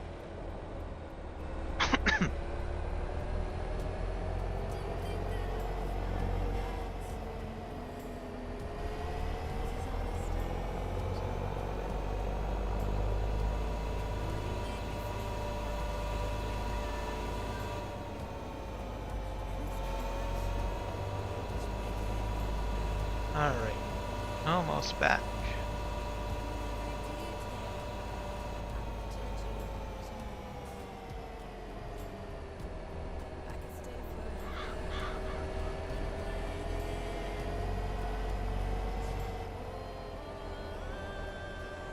Not exactly sure how that was set up. I guess the fields were separated. Okay, let's just drive through here.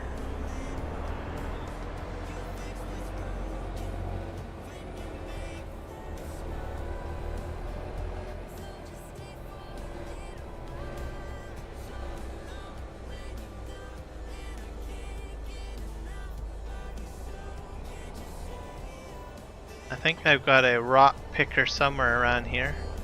Yeah, I do, right over here. I'll try to get that going.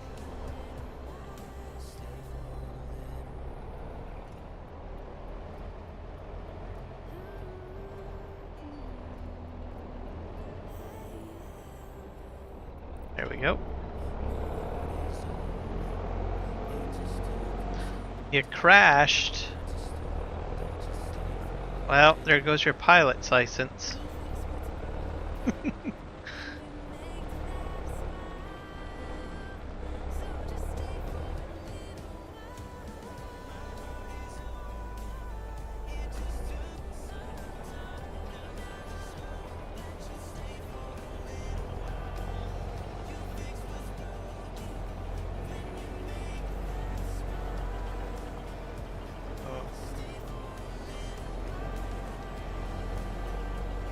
Spin around here.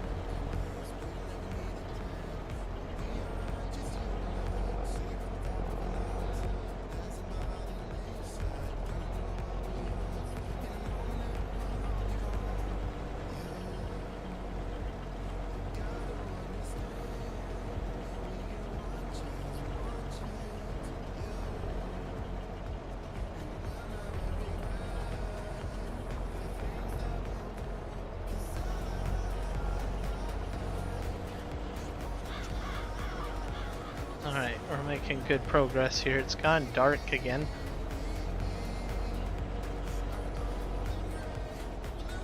Rescue mission. There must be all sorts of stuff that you do in that game by the sounds of it. Rescue missions and everything.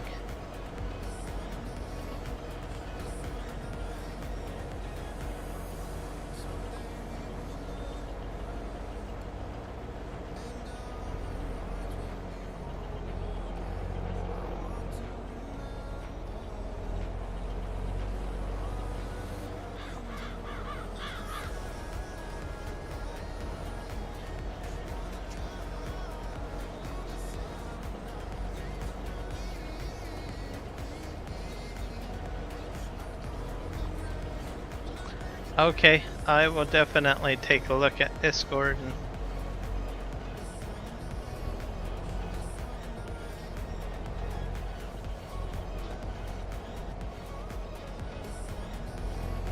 see what kind of music you listen to.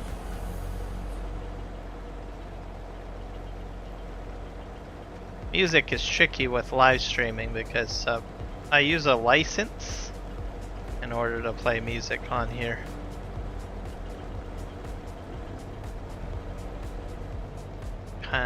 There used to be a time where you could play like any music on a live stream and you don't get any copyright strikes. Twitch streamers, for some reason, and I don't know what they do, but they do play like music from the radio, and I'm not sure how they get away with it.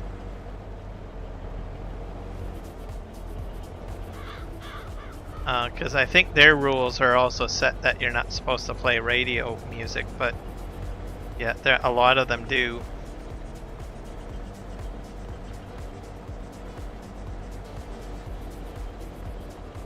But I think maybe they're set up differently. They don't really have to keep videos up all the time. I think after they do the live stream, they just simply delete the live stream immediately afterwards. So it's basically the time put into live streaming. So if you're live streaming, you make a paycheck. If you're not live streaming, then you don't make a paycheck.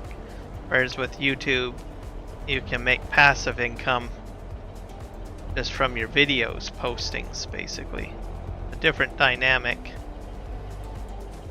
Kick, I think, might be similar in that concept.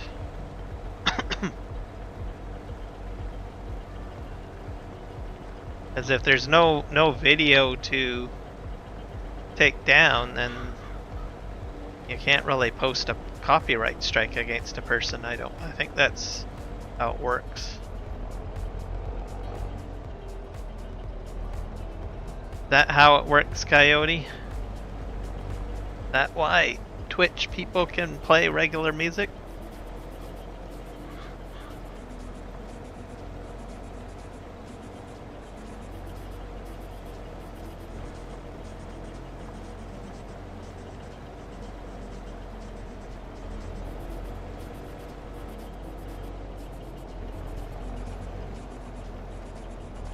And their system's set up differently, where you're trying to, what do you call it? Get more or less memberships is pretty much it. It's not watch hours or anything like that.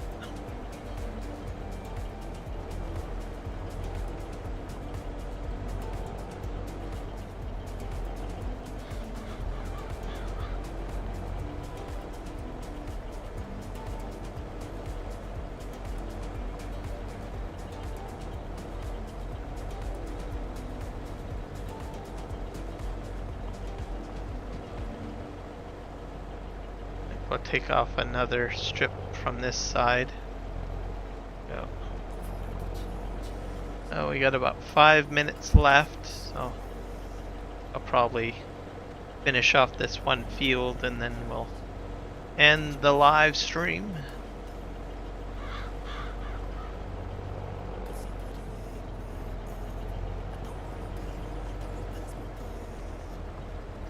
kind of nice. Oh, I got some hearts flying off.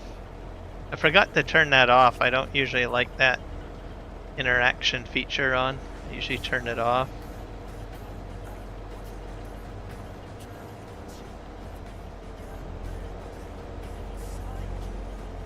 But I forgot to turn the interaction off.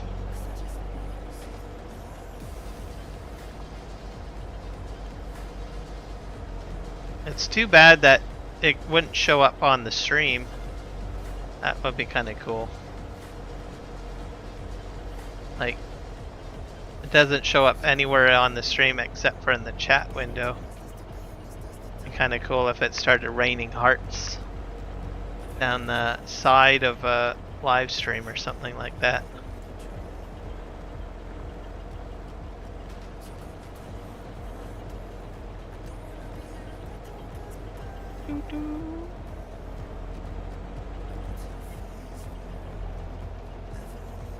Da da da da da da da.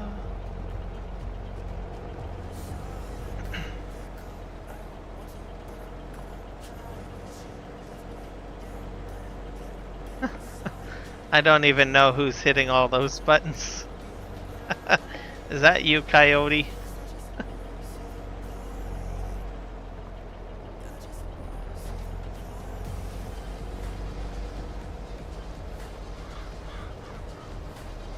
There's only a couple of people that I know that use that. Jess does that sometimes too. It's off in horizontal chat. Oh, yeah. I normally have it off, but I had to set up a whole brand new set of streams to do the Chilliwack map. It's usually YouTube holds about maybe 30 templates or like previous live stream settings, but I haven't played on Chilliwack in so long, so it kind of lost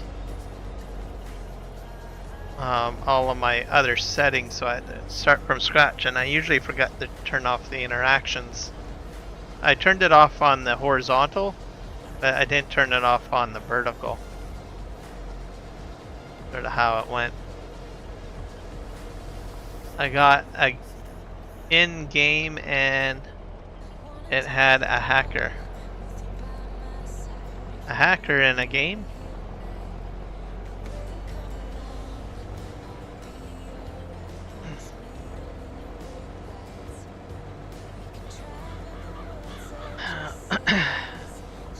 I don't really call people using an exploit as a hacker that much.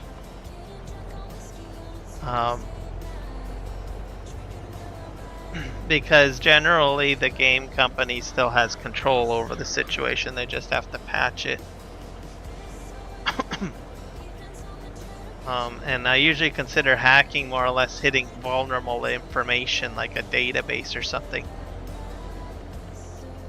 I usually consider people using like cheats and stuff like that as exploiters. That's usually the term that I usually use. So there's like a cheat code, or there's a button press that allows you to do something that the game wasn't normally expected to do. So I consider that like an exploiter. A hacker, I consider someone that has actually used methods to get into like a database to steal information.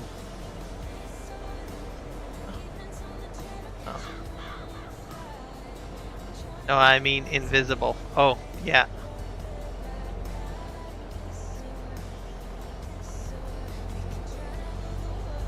Oh, you mean the buttons.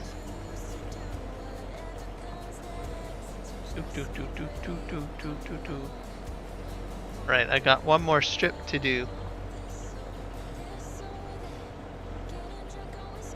I got 4,000 rocks so far collected.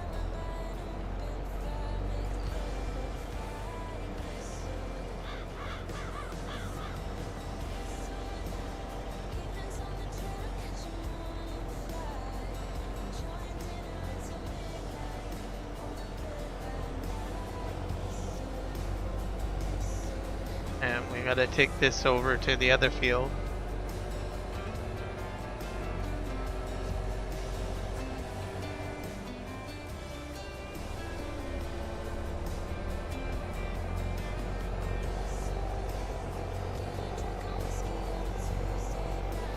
Go.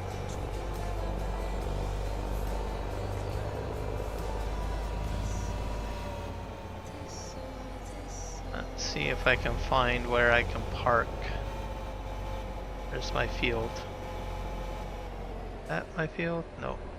I think it's the next one down.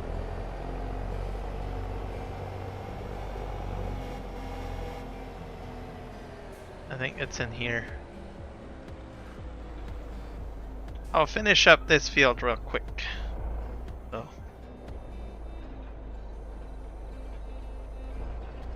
This is only a small field.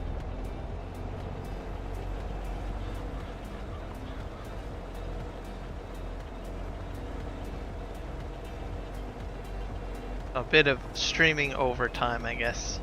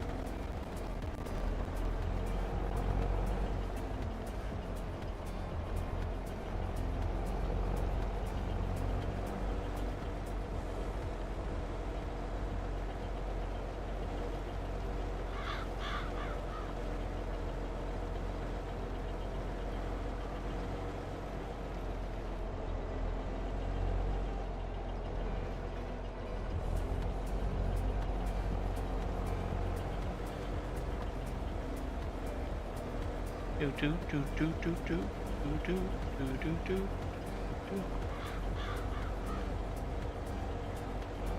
Spin around.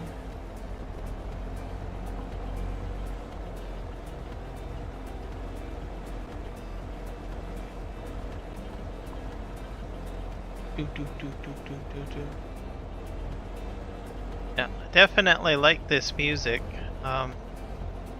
When I choose my music, I don't listen to the song all the way through. So how I do my music selections is that I will find a song and go to a point in the middle of the song, listen to it for about maybe 3 or 4 seconds. If I like it, then I go to the next, maybe near the end, and listen again for another 3 or 4 seconds. If I still like it at the second click, then I add it to my download list. Then I move on to the next song.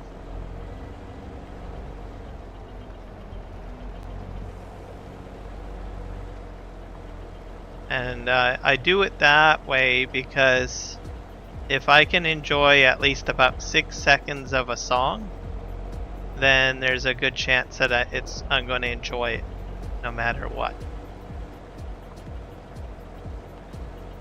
And then I add it to the playlist, and then I listen to it, and then I say, oh, yeah, that sounds good. The right choice.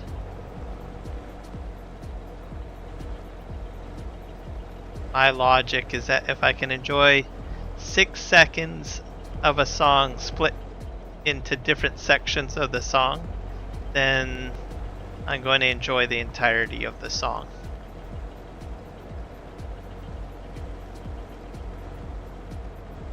the other benefit is that it gives me the opportunity to go through a lot more soundtracks to find music to add to my playlists. And sometimes that's a chore and a half as it is. So.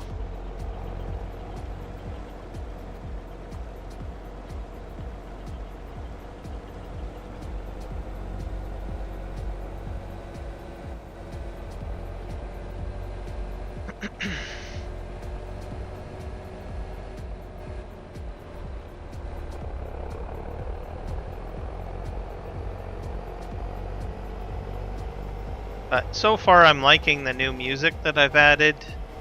Every song that I've added and listened to so far has been enjoyable. And it adds an extra different flavor to my playlist, because a lot of the songs that I have in my playlist has been played quite frequently.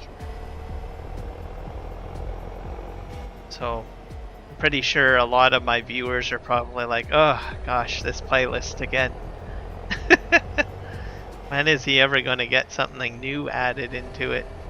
Even though I have quite a few songs in the playlist, but eventually people get bored of listening to the same music over and over again. Looks like I have to pick up some gasoline.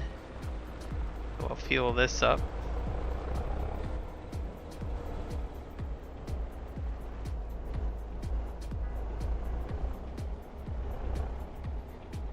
But I've been needing to do,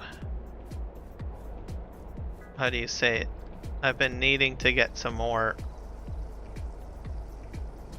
music added for quite a while. Yeah, variety is good.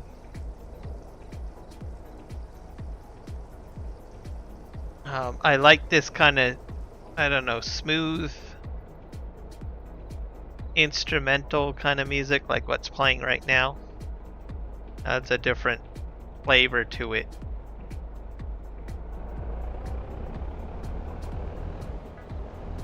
This type of music is better too, because I can talk more, because there's less lyrics. So I can have moments where I can talk a bit more. I find is a benefit too, I think. And we're gonna just drive this in park.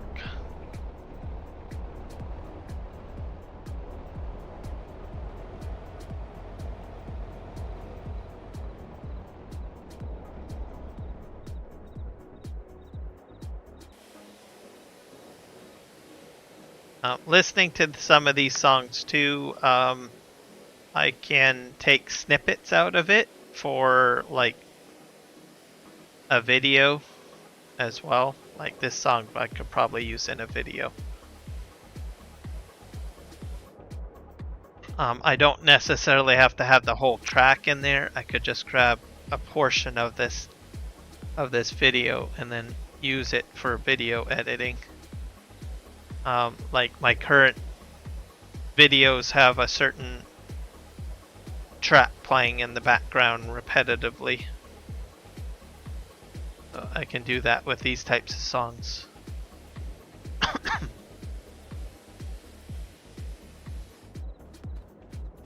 Does this need to be washed? Let's just wash this down a bit.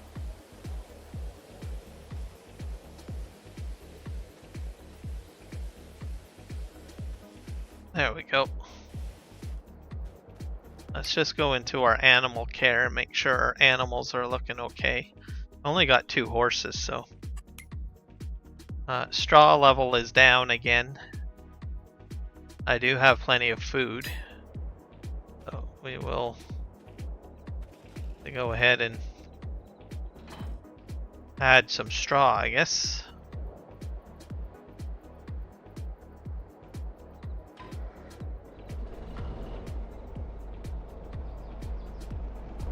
I filled the straw earlier, so this horses seem to go through straw quite a bit, I guess.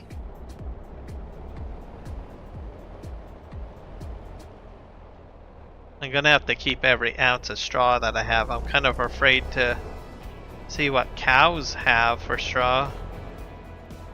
How much it needs.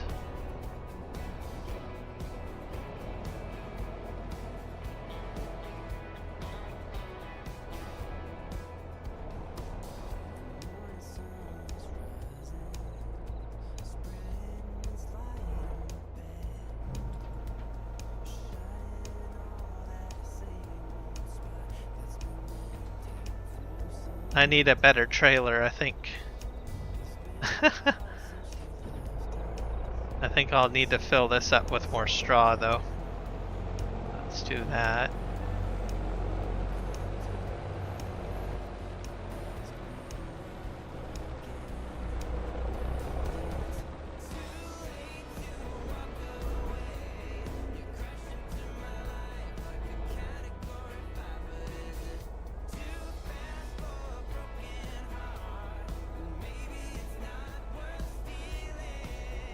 There we go.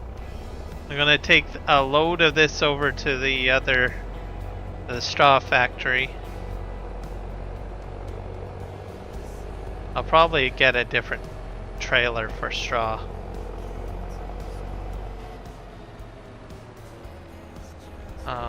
Because there are a few that I can get.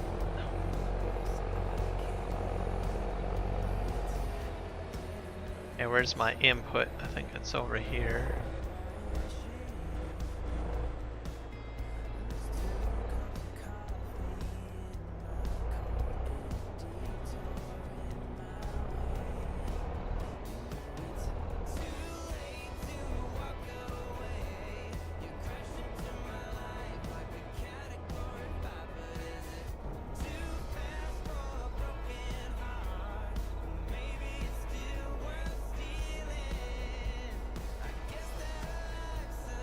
I bet you it's gonna take all of it. Yeah, looks like it.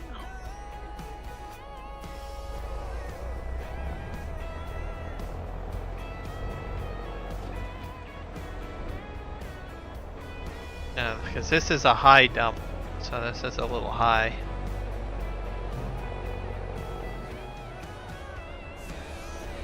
Into picture way.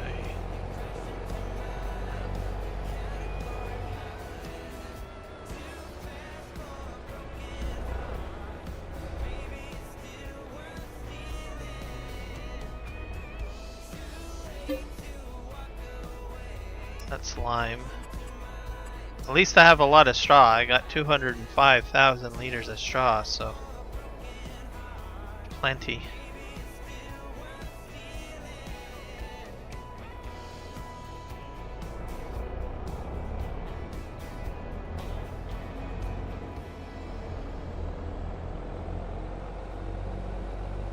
Let's go this way.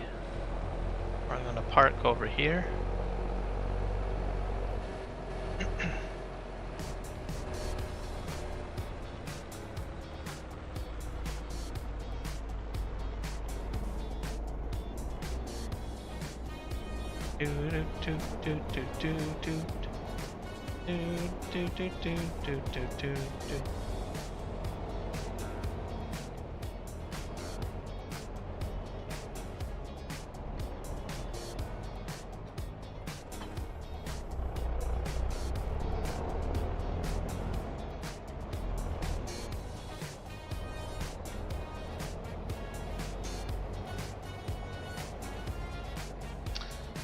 Okay, I think I'm gonna call it a live stream there. So, thank you everybody for hanging out with me on the Chilliwack 4X map by Chompy Farmer. So, it's been a slice. Also, it's Canada Day, so happy Canada Day to all Canadians out there. Hopefully you get a chance to go out there and enjoy the day. Celebrate our birthday. There should be a light show for us here in Chilliwack. We're doing drones for the very first time, so no more fireworks, so should be pretty interesting. And we'll see you guys in the next one. Happy July and happy farming. Bye now.